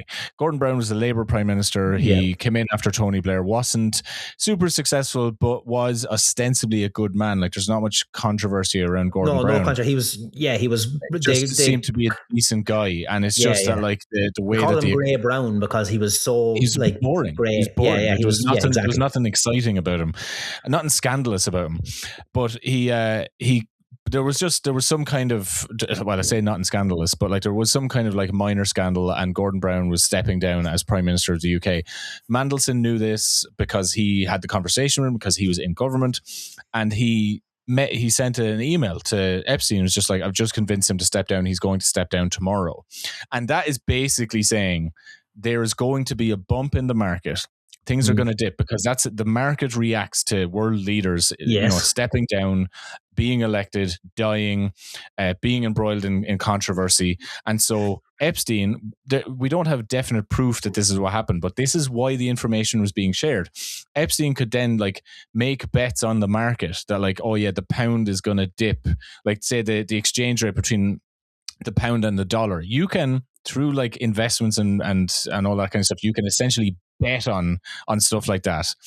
And he would have bet that, for example, the pound would only be worth $1.20 as opposed to $1.30, and you can like buy a load of dollars, like on the dip, and then when it goes back up to a higher level, like when you're buying hundreds of millions of pounds or dollars worth of stuff, when it's 10 cents of a difference or 10 pence of a difference, you make a fucking killing on it. Is this the short selling, but like on a massive scale? On a huge, like on a currency, and that's just one way he made money. Like, you could probably have like, Gordon Brown has been really hard, for example, on like but he's been really hard on like the auto industry. He wants to bring in more regulation. And then like when Gordon Brown is stepping down, the auto industry stock will jump because then everyone's like, oh, well, that guy who was going to bring in heavier regulation against us is not going to do it anymore.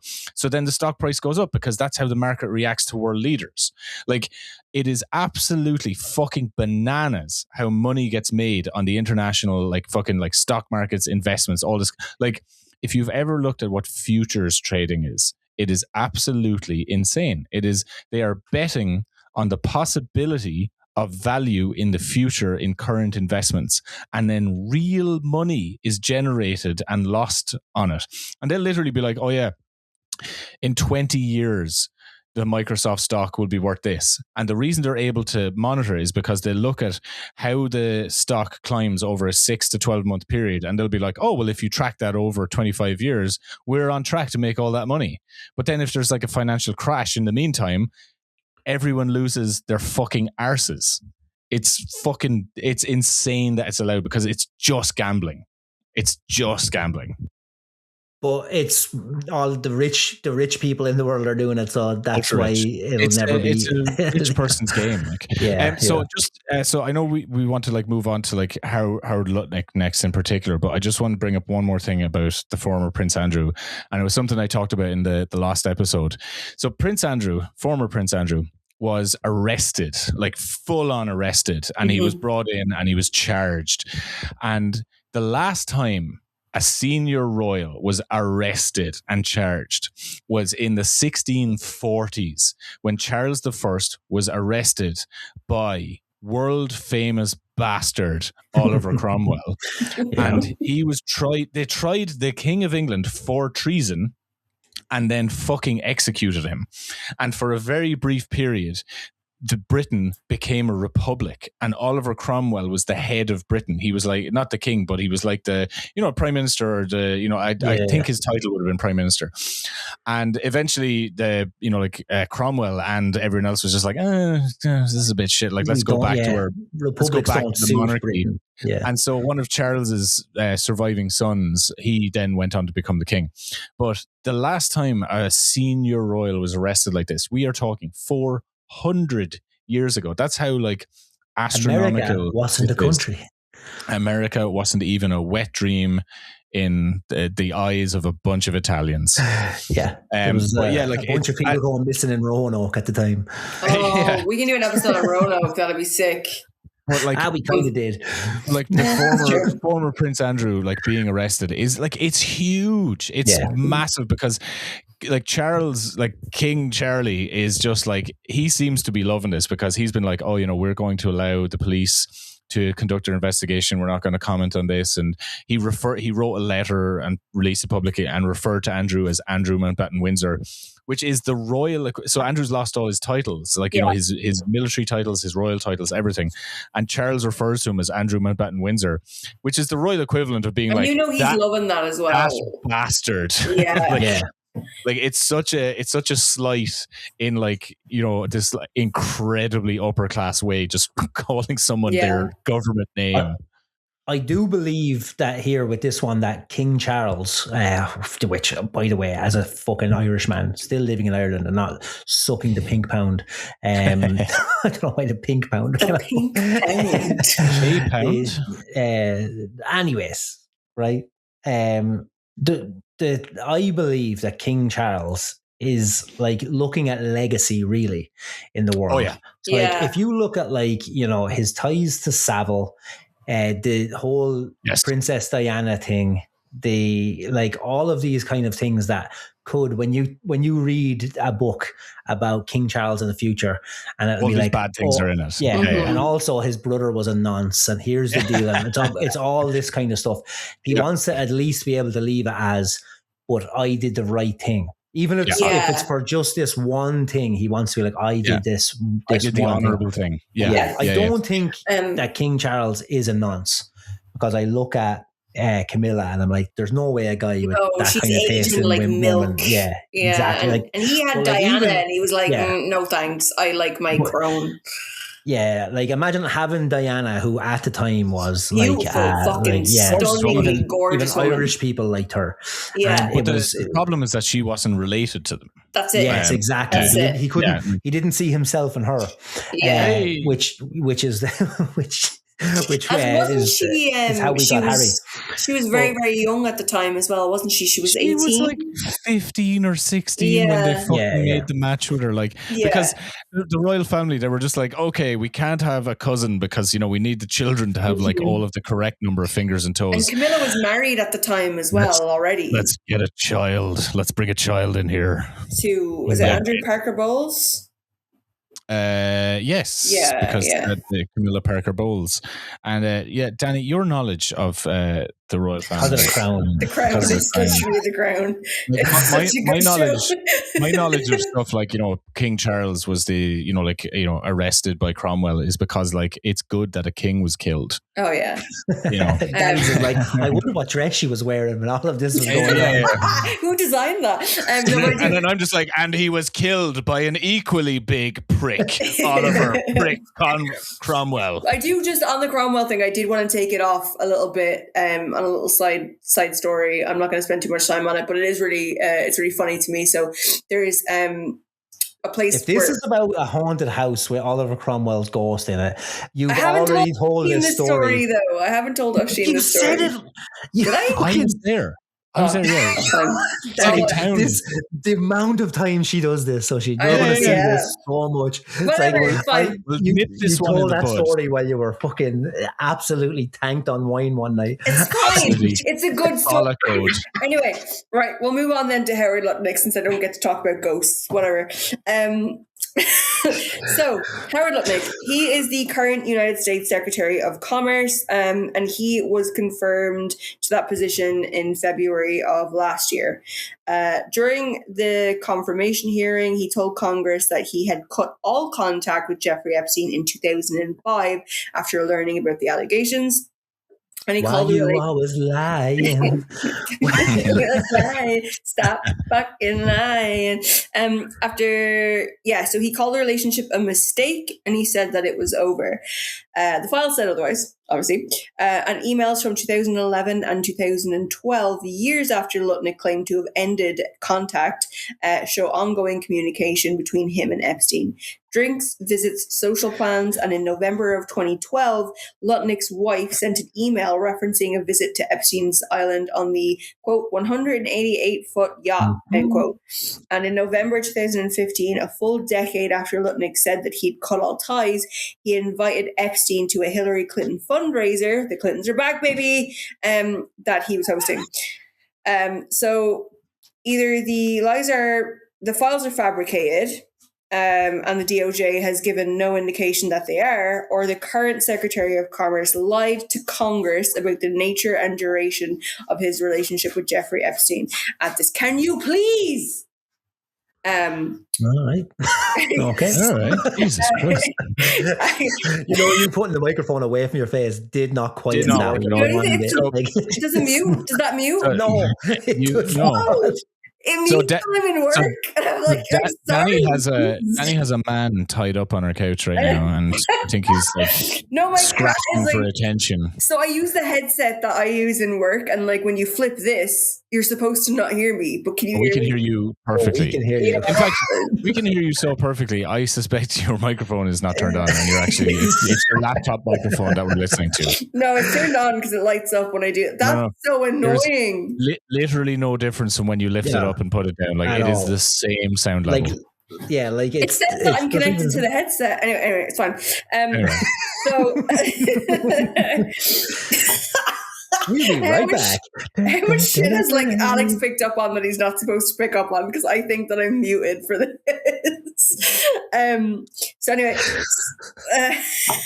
at this point he has not been asked to resign, and he's not yet been investigated, and he also hasn't been subpoenaed, and all I can think of is super peanuts, and I'm like, I bet Alex has a hog. And Alex is going to make sure that your audio is crisp.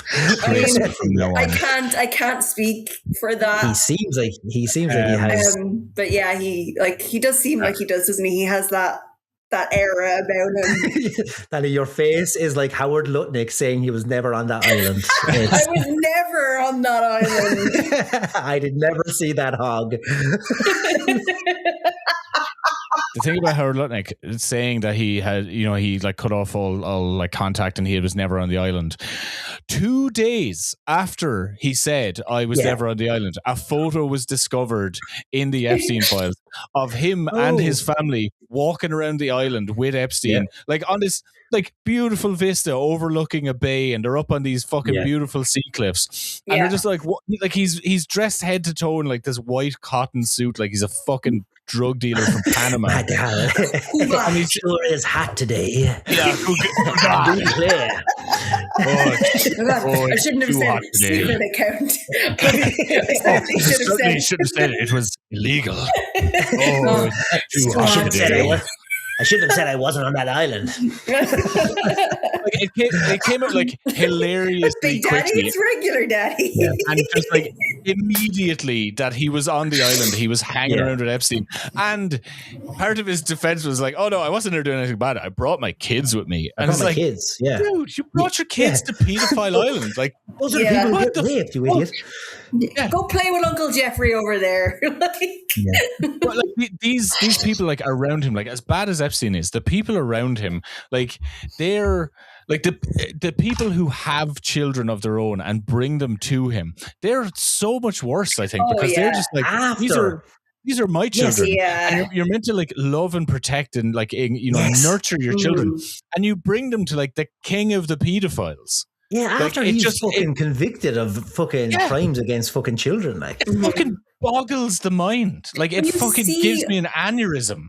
You see so many of these like bro articles, which is just like, oh yeah, I stopped fucking younger women when I had my daughter because then I realized those younger women, they're somebody's daughter. And it's like, no fucking shit. No shit. Fucking God. Like, it took you making a whole other fucking human that you had to be like, oh. All of those guys who are just like, oh, I'd fuck younger women. Like, fucking grow up, you fucking man-child. Like, Jesus Christ. And like, also just like any guy who ever says something like, like, oh, until I had my own daughter, I didn't realize that like, sexual assault against women was a bad thing. And it's just like, how many women have you sexually assaulted?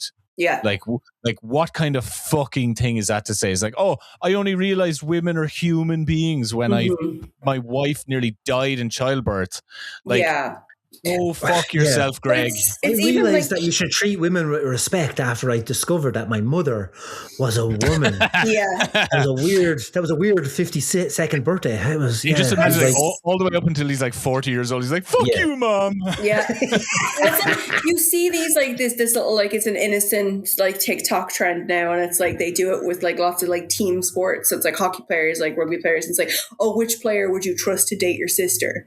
And everyone's like, fucking none of them. Jesus, none of them. Yeah. And it's like, if you have that opinion and you think they're that shitty, you're also that guy. Yeah. Like, you're also that guy. Yeah. And then they might name like one person, and then like the whole team tends to name this one person. It's probably the one person that doesn't go on nights out with them because he knows the rest of them are pieces of fucking shit. It is never the goalkeeper in hockey. Oh, no. They're fucking weirdos. They're sweet little weirdos. Topher from that 70s show. And everyone was like, he's a miserable bastard. He's a piece of shit. Yeah, he's a baller. He just knew they were all fucking cunts, and he was like, I don't want anything to do with you. Like the rest of them are all sex pests, and he was like, I'm not down with that. He doesn't spend time with the cast. Weird guy. Oh, dude, we could do a fucking Ashton episode. Kutcher's in the files, dude. Oh yeah, him and his involvement with Diddy, and his the fact that he was involved in the murder of that girl that he was seeing. What the fuck? She was some model, wasn't she? And she had like OD'd, and he just went by to pick her up for a date. She was already dead. Like this, I found her this way, officer. I just saw her through the window. I swear to God. Yeah, Your Honor, I swear it was her fault, and the judge just going sick, bro. But I don't know if you've seen that video. So like, he made that video of to submit to court, like basically in favor of Danny Masterson. And then who was this? big old pedo, wasn't he? Yeah, he's going to be in his 70s by the time he gets it. Well, he wasn't a pedo, but he sexually assaulted so many women that he's not going to get out of prison until he's in his 70s. Which is funny because he's starting that 70s show, which I think is hilarious. Someone attacked him in prison with an iron bar. It'd be really terrible. Big fucking massive Scientologist, as is his brother. What's the guy's name? One of the guys in Malcolm. He's in Malcolm in the Middle. Yeah, I forget his actual name though. He's not that important, but he is a horrible Jamie person. Masterson. Is it? I don't know. I know. I assume it's Masterson. Yeah. But so that whole cast all kind of just were around each other all the time, and they're like Wilmer Valderrama, who played Fez. He's another one. He was 32, dating a fucking 18-year-old. They're all just wrong-uns. Laura Prepon, who played Donna, she was a massive Scientologist, so she was obviously dating Danny Masterson's brother at the time, who was Francis in Malcolm in the Middle. So she's all mixed into that. Mila Kunis again with Ashton. It's a whole thing. And then Topher Grace was doesn't want anything to do with anyone. He's a weirdo. He's a dickhead. He doesn't, he's just so stuck up. He just doesn't want to be around fucking horrible people. He was probably just I've seen the crimes you people commit. Yeah, I have no interest in being around it. Thank you. I've been offered a role in Spider-Man 3. You can go fuck yourselves. I was about to say, the biggest shame that ever happened to Topher is that they overpacked Spider-Man 3 with too much shit, and he didn't get to play Venom to the nth degree because... I love Topher. They wanted to do Sandman. They wanted to do Harry as Green Goblin. They mashed 3 fucking villains into the one movie, and there wasn't enough room in the cinema when I was there, so I sat on the steps beside my friends, and the popcorn was on so. That movie was kind of crap because I had to sit on the steps of a cinema, and but more importantly than your discomfort, fuck you, Justy. A movie that you could make on its own is Peter Parker versus the Suit. That is a movie in itself. You didn't need to have 3 major villains in it, and I think Doc Connors was a recurring character still in Spider-Man 3. So you had the seeds of the next villain for the Spider-Man 4. The thing, my problem with Spider-Man 3 is that they could have made 2 really good movies out of it. Yes, yeah, and but also it's again we'll get back to Howard Lutnick now. It's also we're done with Lutnick. We're on to Steve Bannon now. So Steve Bannon. I just want to point out that it's my problem with. People were like, "Oh, you made The Hobbit into 3 movies, and it's a smaller book than any one of the Lord of the Rings, and that's a disgrace." My problem wasn't that they made 3 Hobbit movies; it's that we didn't get 9 Lord of the Rings movies because of that. So that's okay. And Spider-Man 3 should have been 2 movies. The Lord of the Rings should have been 12. And I'm fucking furious over these people raping children. Let's get into Steve Bannon. Steve Bannon. So just before you start, Danny, I just want to continue how I'm body shaming all of these freaks. Steve Bannon looks like the guy in the zombie movie who's been bitten 50 times by zombies and is hiding it from everyone. He's about it. I'm fine. The guy looks like his skin is rotting. He looks dead all the fucking time, and it pisses me off. He looks like the zombie that they found in the well in season 2, season 3. Yeah. He looks like he smells bad because he is literally rotting. Steve Bannon, if you're listening to this, I will fight you, you piece of shit. They listen, Justy. I mean, Putin used to listen to Scream Queens. If we mention Russia, someone's going to listen from Russia. Yeah, and Putin. I know it is because me and Vladimir Putin. He's 5'5". I will fight you. I am bigger than you. My height. That's an inch taller than me. That's so funny. He's 8'6" on a horse, though. In fairness, though. Oh yeah, that's true. Yeah. Topless. But yeah, we used to always joke about it on Scream Queens and the fact that we stopped recording and then he invaded the Ukraine straight away and was just is no Scream Queen this week. I invaded Ukraine. It's your fault. Do you remember the last time you mentioned that, Danny? Oh, fuck off. So that's why I touched on it briefly, Justy, because I know that I've already talked about it. So touch on it briefly. Name of Peter Mandelson's Right, so Steve Bannon, his presence in the files is not primarily about sexual misconduct. surprisingly enough. It's about something almost more unsettling. And it's the sheer cynicism of the people who run the government. Because it was containing hundreds of text messages between Bannon and Epstein, many from the period when Bannon was serving as chief strategist to President Trump. Right? So in these texts, Bannon says things about Trump that are illuminating, because he calls Trump, quote, out of gas. And he writes, quote, stable genius bringing himself down.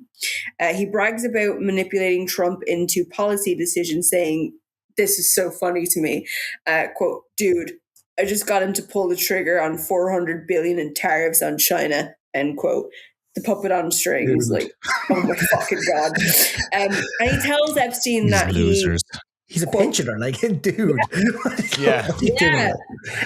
He tells Epstein that he, quote, can't seem like I'm rubbing Trump's nose in his own incompetence. And there's also nearly 2 hours of recorded video of Bannon being interviewed by Epstein, and the context and content of that interview haven't been fully described in reporting. The fact that it exists raised an obvious fucking question. Why was Steve Bannon sitting for a 2-hour on-camera interview with Jeffrey Epstein? So at this point, Alex, I want you to play the Russian national anthem for about 5 seconds. Just play it as I'm talking. Yeah. And the reason that he sat down for a 2-hour interview is what we call compromat. It is because he was interviewing about the bullshit that they're pulling, about all of their little fucking puppets that they're controlling, and they were like just jerking each other off, being like, hey, isn't it fucking cool, all of the fucking bullshit that we do? And that way Jeffrey had it on tape and was just like, well, I've got you admitting everything, and it's like this mutually assured destruction because every one of them have compromised the other. You could stop the Russian national anthem now. Another little fact, Oisin, that I think you like, because you like your watches, and this is just, I just found this interesting. Epstein gave Bannon a $15,000 Hermes watch as a gift, which I assume is just to butter him up a little bit. I assume. Also, like a $15,000 watch to these guys it's nothing. It's a Swatch watch to everybody else. Exactly. Like an entry level Rolex is 10 grand. You know, like 15,000. It's like, if you really want to fucking impress someone, you get them like is it a Patek Philippe watch? I'm definitely butchering the pronunciation of that, but those watches go for a cool. My phone has a clock, so I don't really. I was going to say, like, I don't know what Casio would be the most expensive watch I've ever had. I don't think I think I had like a River Island watch at one point that was really gaudy and gold. To these cunts, like 15,000 Hermes watch is pedestrian. Like, you know, it's such a strange gift to me. I went through like a bunch of the prices and stuff. Like Hermes are one of the like, I mean, they make obviously Hermes the Birkin. Are a big, they're a big fashion brand. Expensive bag in the world. A Birkin will run you like a couple of hundred fucking thousand. Their watches aren't that expensive. Well, I say that, like, I couldn't fucking afford an Hermes watch, but as things go, they're the least kind of expensive on the watch side of things. Yeah, it's a strange gift. But didn't Bannon, wasn't he interviewing Epstein to do this? They have like, they were going to do a whole documentary on him where they were trying to try clear him. Yeah. Well, I think the whole thing was to like repackage Epstein as a misunderstood financier, and there was misunderstood. There was like a bunch of questions that were put to him where like he had like, so when we talk about like Epstein spoke one way when he was like talking to his people and he was being the bro. Yeah. And the second the when you see him in the interviews where he's being deposed and stuff like that, now has glasses that he's never worn. Like, you don't see him with glasses anywhere else. Yeah, he kind of, and I don't mean to say this in any kind of anti-Semitic way, but he kind of Jews himself up a little bit more. If you get what I'm saying. Like, he leans more into his goes Woody, ethnicity. Say, he like, goes you know, a he little bit does. Woody Allen, I think. He does. And He we'll goes get like to Woodsy Allen as well. But he gets a that. little bit more like, you know, like say stereotypical in his demeanor, but then he also like tries to act a little bit like a mob boss. Like, you know, he's like the way he talks and stuff, and he's like But I will, like, on that kind of same note as well. I don't know if you've heard of Jodi Arias. So she is she killed her boyfriend, and she's fucking hot as fuck. Unreal. Good for her. Yeah, I think so. Right. And the reason that I think his name was like I forget his name, that's not important, but like they called him T-Dog. So, and I was like, no, guilty. And like the whole, like, she told everyone that like he was abusive towards her. I'm like, anyone, his friends call him T-Dog, whatever. But so if you're called T-Dog, it's like in Ireland if you're called Mert. Yeah. Guilty as charged. The documentary even that they do on her and everything, and like they interview his friends, and they're like, and I just, you know, I saw and I called my buddy and I was like, bro, T-Dog's gone. And I'm like, guilty. But I'm just like, literally, so she was like this hot blonde, big tits, like just fucking gorgeous woman, right? At the time of these murders. And then when she comes in for her trial, she's dyed her hair brunette. She started wearing her glasses. Doing this on purpose. And she was like, I'm in prison. I can't touch up my roots. I don't have access to contact lenses. I have to have my glasses. Like, I just have to be ugly now. And that's it. But I need to have my tools. Yes, you're doing this to get sympathy. And she was just like, tools of lies. And she was like, if you want to give me a full head of highlights, I'll gladly accept, but I don't have that here. And like, because people were just basically being like, oh, you're only doing this to get sympathy, to see him all sweet and innocent. Now, to be fair, she did go in and start doing fucking ballet in the interrogation room when she thought no one was watching her. Everyone, like, because obviously there's cameras the whole time. They interrogated her for hours. They left, and then she was like singing Amazing Grace. Like, just how would someone go into an interrogation room and assume that every movement is not being recorded? I don't think she did. I think she knew. She was just probably like, look how good I can sing Amazing Grace. Look at my twirl. Do you think she was trying to seem insane? It's like, you know, just singing to herself, dancing on her own. I love her. I don't care. I'm like, justice for her, justice for Aileen Wuornos. I like any woman that kills a man. Great in my eyes. Larry Summers. So, Larry Summers, former Secretary of the Treasury, the former president of Harvard University, and a former board member of OpenAI. So, fuck AI. One of the most influential economists of the last 30 years. In May 2017, Summers emailed Epstein about Donald Trump and asked, quote, how guilty is Donald? End quote. Which just, it sounds so innocent to me, just like, I don't know why. And also like first name basis. I know. Fuck. How guilty is Donald? And then Epstein responded, your world does not understand how dumb he really is. Like, okay, look at how he talks, like such a fucking anime dork. character. That's it. He's an anime villain. That's exactly what he is. You have no idea of my power. And in anime, they do like all their women are basically 13 years old. Yeah. Well, like it essentially. The shoe fits. So in July of 2017, Summers wrote to Epstein, quote, I think your friend is mentally ill, end quote. And these are private conversations between two men about a sitting president.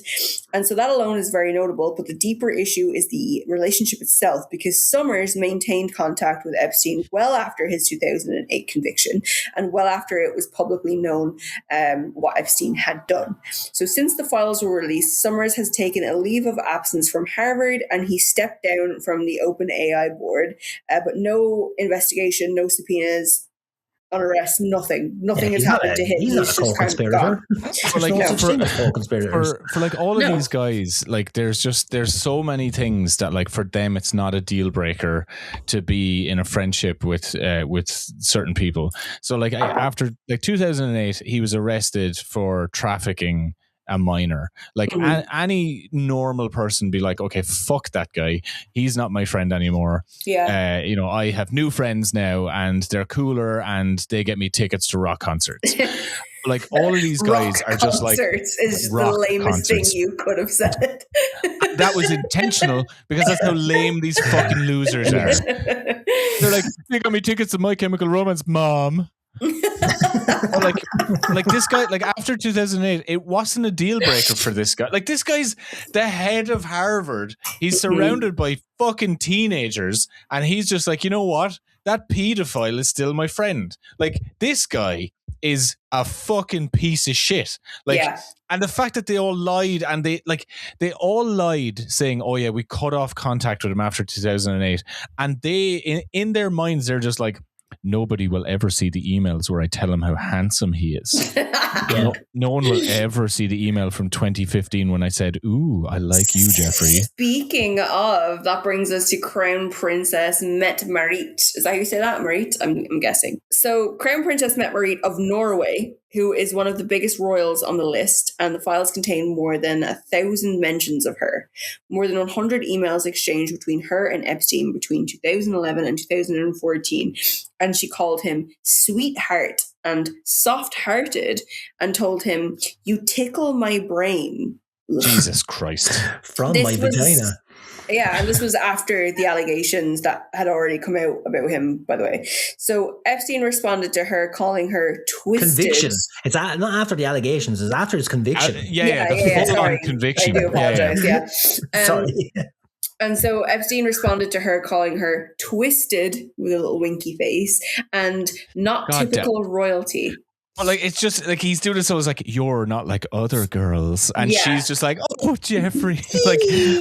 like, fuck these people. Also, if he's telling you you're twisted, what are you doing? God. And then in one exchange, Epstein wrote, Paris, good for adultery. Scandinavians, better wife material. And in another, Met asked, is it inappropriate to suggest 2 naked women carrying a surfboard for my 15-year-old son's wallpaper? Which is... But like, she is emailing this guy, like, who is a fucking, pedophile, convicted pedophile, and she's just like, "Hey, Jeffrey, is it cool if I show my son tits?" Yeah, legit. What the fuck is this? That kind of stuff would seem kind of innocuous if, like, you heard it on the street. You'd kind of say, "Well, a weird thing for a mother to ask," but like, not that weird.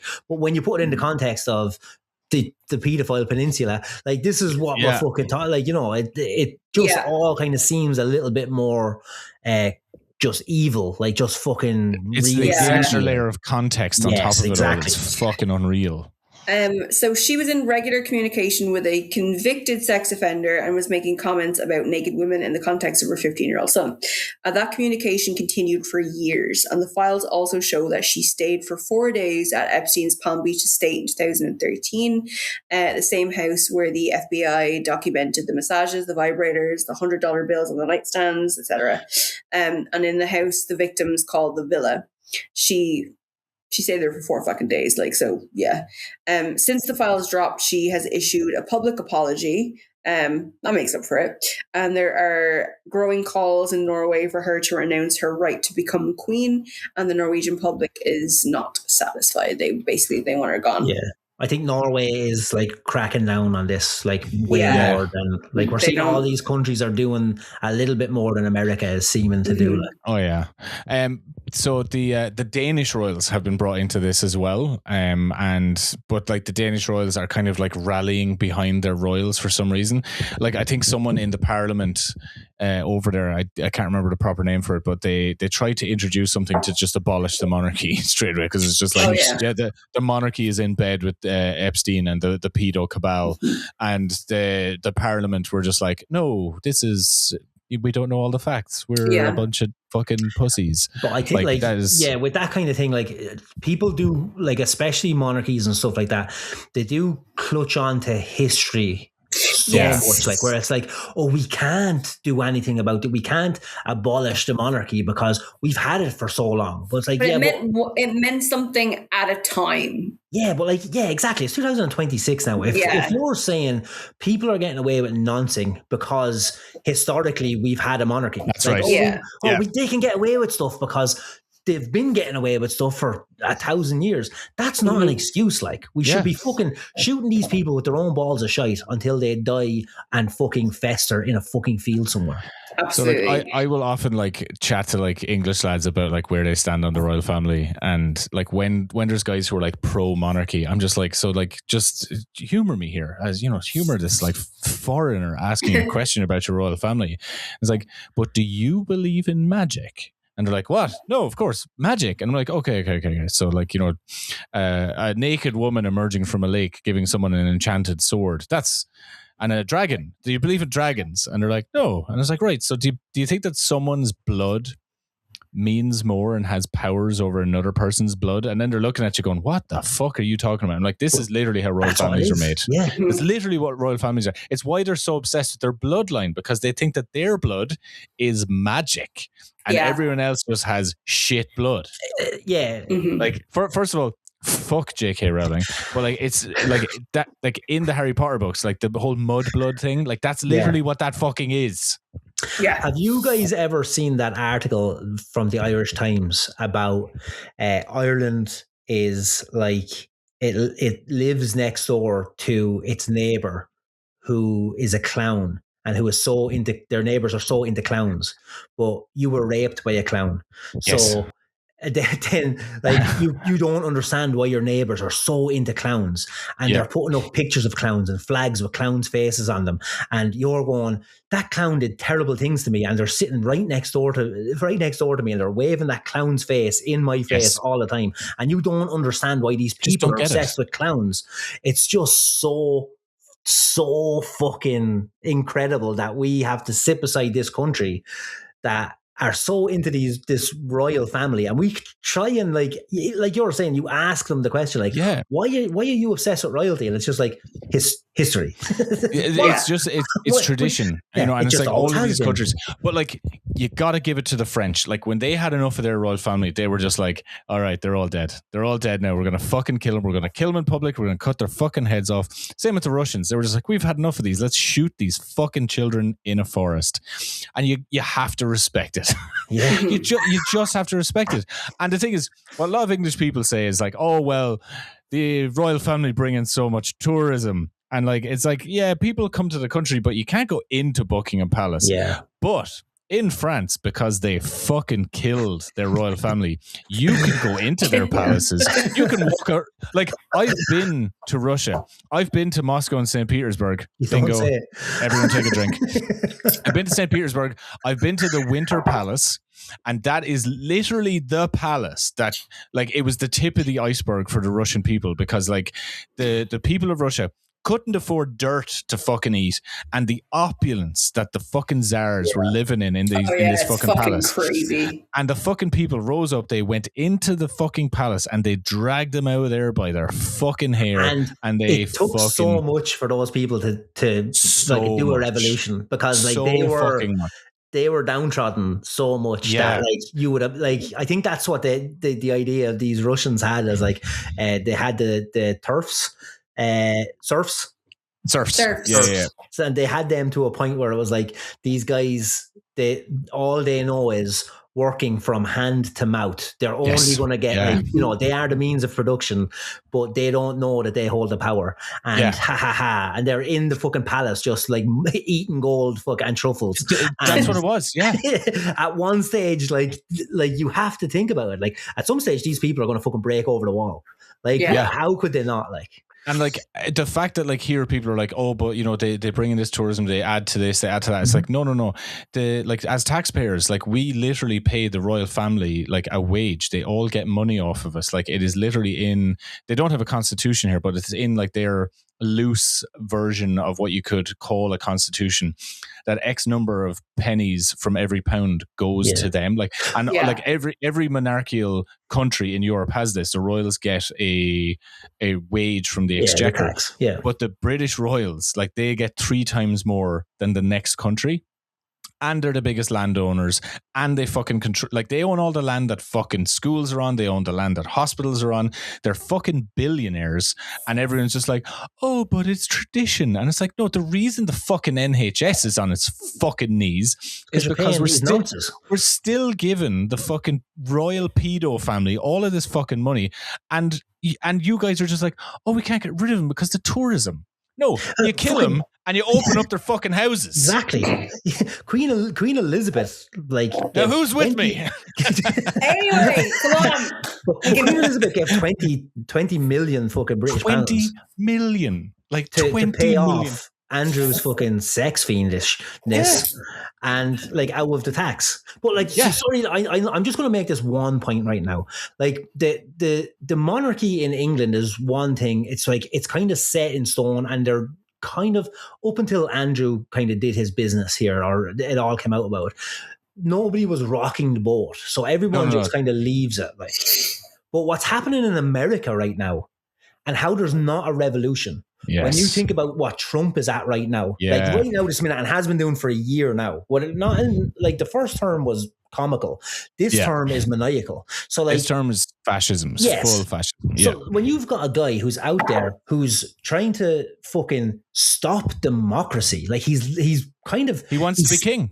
He's saying it out loud that, like, he's not leaving. Like, he's talking about fucking ending democracy in America. He's starting foreign wars. Mm-hmm. He's fucking sending, like, basically a militia around the country to shoot fucking citizens, even if they're brown. Even though they're actually, no, some white people too. Like, if white people stand up to them, shoot them. Yeah, they're shooting protesters in the fucking street, and yet the Americans, half of them, are so fucking enamored by this man that they would, but they'd stand up and fucking take a bullet for the fucker. And the other lot are so spineless that they couldn't, like, they're supposed to, like, bear arms against this guy. It's what the fucking Second Amendment is about. You're supposed to grab your musket and march on fucking Washington because of this shit right now. Literally talks about tyrannical government. They have a tyrannical government, but they're just like, oh no. But this tyrannical government has said that I can use the R slur again. Exactly. Like, so why, stupid. Like, and I, to be honest with you, I don't see how there's not going to be a civil war in America in the next 4 years. But it looks that way. There will be, absolutely. I don't know. Again, that guy, Professor Zhang, whatever his name was. That guy's amazing. Yeah. Did you look at some of his stuff? Yes. I've gone down that rabbit hole. He has made some scary dude predictions. Scary dude in the sense that, like, you know, he has read the situation, he is looking at the field, and he's just like, I can see where this is going. And he's been like accurate on shit, you know, in the last 5 or 6 years. He's like the guy who sits in the Matrix, the Will Ferrell guy who does the concordantly, vis-a-vis, ergo. He's that guy who sits up there and sees everything that's playing out and how it's playing out. And he has made, like, he predicted that Trump would win, and he also predicted that he'd invade Iran. He'd invade Iran. His third prediction there was that he will lose Iran. He was going to lose that war. Yeah. Okay, we're going to have to tie a knot in this one. So Danny, let's do one more person, and then we will have to push this into a part 3 because the horrors never cease. And we've got all the good guys. I say good guys. We've got all the high, the juicy people. the juicy people. No, we still have Bill Gates in the next episode. Gates. We've got Musk. We've got Woodsy Allen. We've got, like, you know, we've got a good fucking juicy list. Like, are you guys totally talking about me? Operation Epic Fury. You know, I actually named that, you know, because I'm such an epic edgelord. that needs to be another bingo square. Is Oisin does Elon Musk? Have you got a Woody Allen in your bag? Woody Allen is like, oh geez, oh my god, oh, she was like, oh my god, geez, oh geez. I just really love my stepdaughter, and I just really think I just really love kids. Sexy. I just love I'm from New York. from New York. I just really like little girls. A really sexy Asian little girl. I don't know what else to say. Also, Woody Allen, if you're listening. I never molest a kid. Ask my wife, daughter. Next time. But anyway, horrors, so, they never cease. Kathy Rumler. So she's not a household name by any means, but her story captures something about how Epstein operated within the elite circles. Rumler was the White House. Quiet.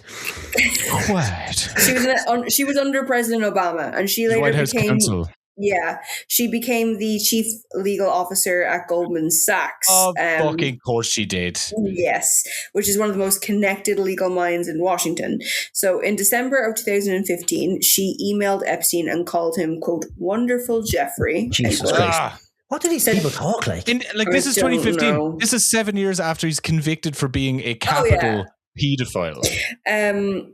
I've lost my place. Give me a second. Wonderful Jeffrey. Yeah. So she said that she adored him and that having Epstein in her life was like having another older brother. The files show that Epstein booked and paid for a first-class trip to Europe for her. So easy to buy these people. I know. In October 2014, when she was considering whether to accept a nomination for U.S. Attorney fucking General. Tip-top job. She sent Epstein a draft statement declining the position and asked for his thoughts. But here's the kicker. Rumler was rumored to be acting as Epstein's lawyer during at least some of the correspondence, which, if true, means that the former White House counsel and future Goldman Sachs chief legal officer was providing legal services to a convicted child sex offender and trafficker while publicly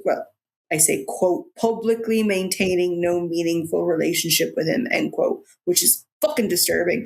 But all of these people have the same thing. They have ongoing, long relationships with this man. It's not just like a fucking quick little one-off encounter, like, oh, I sought his advice on this case, or, oh yeah, I asked him if this would be a good place to invest. They have long-standing fucking relationships with him, like to the point where they take it outside any kind of business and they party together. Like they're actual fucking like friends. And years of evidence, and most of them are still in power and have no repercussions as of right now.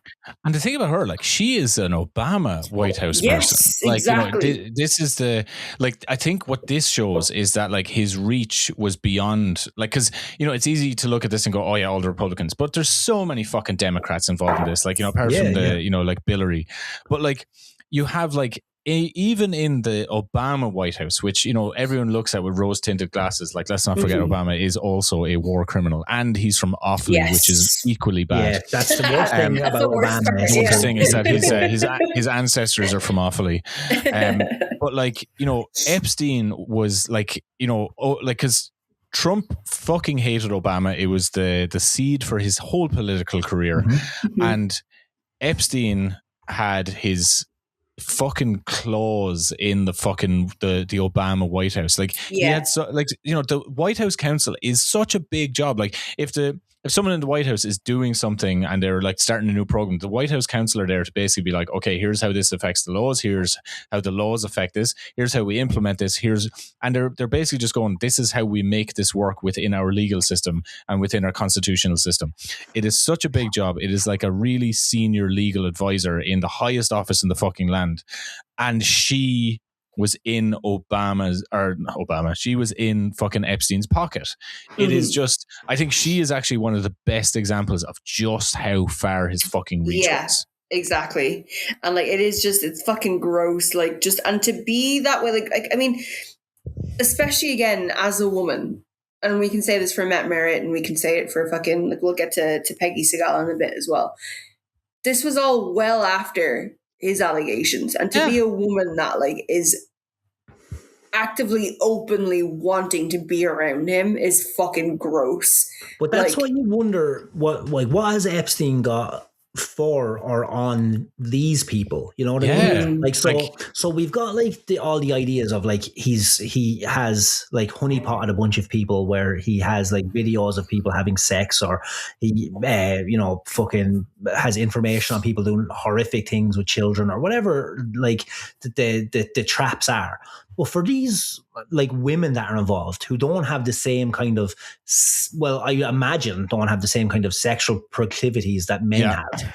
What is it that draws them to Epstein? Is it power? Is it money? I think it's power and money, because if like with Danny's research, she was saying that, like, you know, Epstein booked and paid for first class trip to Europe. Yeah. Like, it's money, it's flattery, it's going, hey, look, I can get you the best things, I can pay for things for you, you don't have to pay for these things.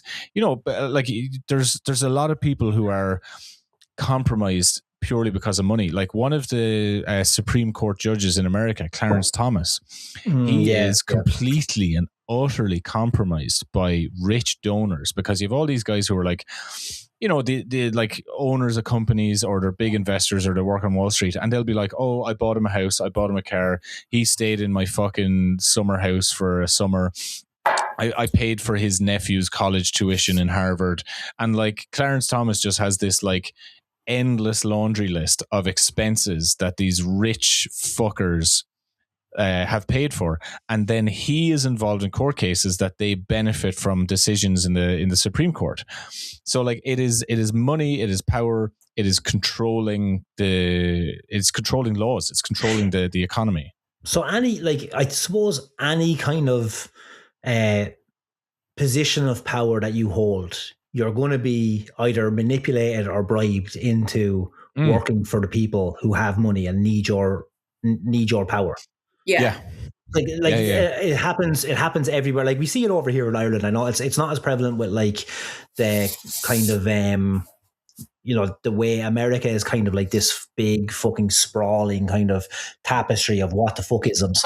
Ireland, it's more like fairly easy. Like we've got vulture funds are fucking strangling our country because, like, you know, like people need to build hotels and line the pockets of politicians, and we've got, like, our infrastructure is suffering. Like we've got no like affordable housing. Like, you know, we could possibly have like a better version of the healthcare system that we do have. We've got like our transport is fucking subpar, but yet all these politicians have got fucking money. They all go off, like some of them are buying islands. Like, you know, it's they're all landlords as well. Like, you know, the reason we have a housing crisis is because landlords are writing our fucking laws in Ireland. Yes. So like how we, you know, like we should kind of have a fucking law in here that once you become in charge of something like housing, you shouldn't be able to charge people for housing. You know, like it's like being a landlord should be disqualifying. Exactly. Like it should, yeah. Like the same as like, you know, owning a fucking pharmaceutical country or company should disqualify you from running the medical fucking and having a brainworm. Yeah, well, that's true as well. We could get into fucking RFK's brainworm at a future date. Be interviewing him in a future episode. Oh, he would do it, I think. I genuinely think he's the type of person that he's like, interview? Okay, yeah, fine, whatever. I'll talk about anything you want to talk about. Well, actually, that brainworm is full of nutrition and protein. Like, honestly, I think we touched a little bit as well on his ex-wife who had died by suicide, which was absolutely not a suicide. We can just put that in there. But yeah, did she fall out a window? Like hung herself, but apparently the way that it had happened was she was also shot in the back of the head. Yeah, no, like it was the way that in which she had done it and the way her body was placed and the rope burns and things like that were just like, no, that was done by somebody. It would be like someone in the Kennedy family to be involved. No, never. And like I say, every single episode we've done goes back to the Kennedys in some way. I love a Kennedy. Have you seen there's like a new... He put her corpse on a bike and left her in Central Park, I heard. There's a new show out now that it's like about one of the fucking... It's on Disney, but it's like one of the Kennedys and his like love affair with somebody. But I think he's like one of the younger Kennedys. I think he might be like... Billy? I don't know. One of the young guys there's Billy, there's Bobby. There's a bunch of them. I don't know. There's too many you just know Kennedys. if there's a Kennedy called Billy Kennedy, you know he's up to no good. Oh yeah. You know he sells drugs in college dormitories. No, I'd say it's one of the hot ones. And he's 40. Let me Google it because it's going to annoy me if I don't say it. But it's just gone on. I guess. Kennedy show. While Danny Googles that and she can let us know, I'll try and tie a bow onto this one. We are going to have to come back to discuss more. John F. It is John F. Kennedy. Sorry, John F. Kennedy and Carolyn Bessette. Yeah. How did you forget De Kennedy? Because he looks hotter than he was. He looks nothing like John F., but he's like way hotter. It's done by Ryan Murphy. Explores the intense relationship, courtship, and marriage of the iconic couple featuring Paul Anthony Kelly and Sarah Pigeon. So while Danny looks up that Rotten Tomatoes review of a Kennedy show, we shall tie a knot around this and get back to it next time. I don't know when this is going to be. So we have obviously the first episode Friday. This is going out the Monday. We're recording this currently on Thursday. So we're putting out like double episodes now just because there's too fucking much to miss it. So again, the next one is probably going to go. It's probably going to go Friday, Monday, Friday. Okay, so we'll try and get to it. Maybe the world will be ended by the time we get to the third episode. Maybe someone will be held accountable between now and next Friday. Exactly. As of tonight, Kristi Noem, she has Trump fired her. So that's a big scalp in the Trump government. But he always rules with chaos. But who knows? Maybe Pam Bondi has been subpoenaed. So she's going to have to go and answer some questions. And has promised to release another tranche of Epstein files. So we have loads of more reading in front of us, which is just horrible. Yeah. This could be a 12-parter, ladies and gentlemen. We'll get back to talking about aliens and Bigfoot stick. I promise you guys the next episode that we do that's nothing to do with Epstein, it will be wholesome as fuck. It'll be like let's just do something on a nice thing that happened. The history. Are Care Bears real? I was gonna say the history of Care Bears. I was literally gonna be like something nice. With all that being said, I was actually going to say the history of sugar, but sugar has a really dark history. Jesus, Danny. Christ, Danny. Yeah, I don't know where my head went for a second, but I know that it's an awful time to be involved in sugar. But so anyways, with that sweetness over and done with, ladies and gentlemen, thank you once again for sitting in on this horrific topic. If you are listening to this in the future after civilization has been rebuilt because the atomic bomb has been dropped in the Middle East, fingers crossed. I hope you enjoyed this little trip down memory lane. I've been Justy, he's been Oisin, she's been Danny. Thank you for hanging out with us for a spell. Thanks, guys. Cheers, guys. Bye-bye. Bye.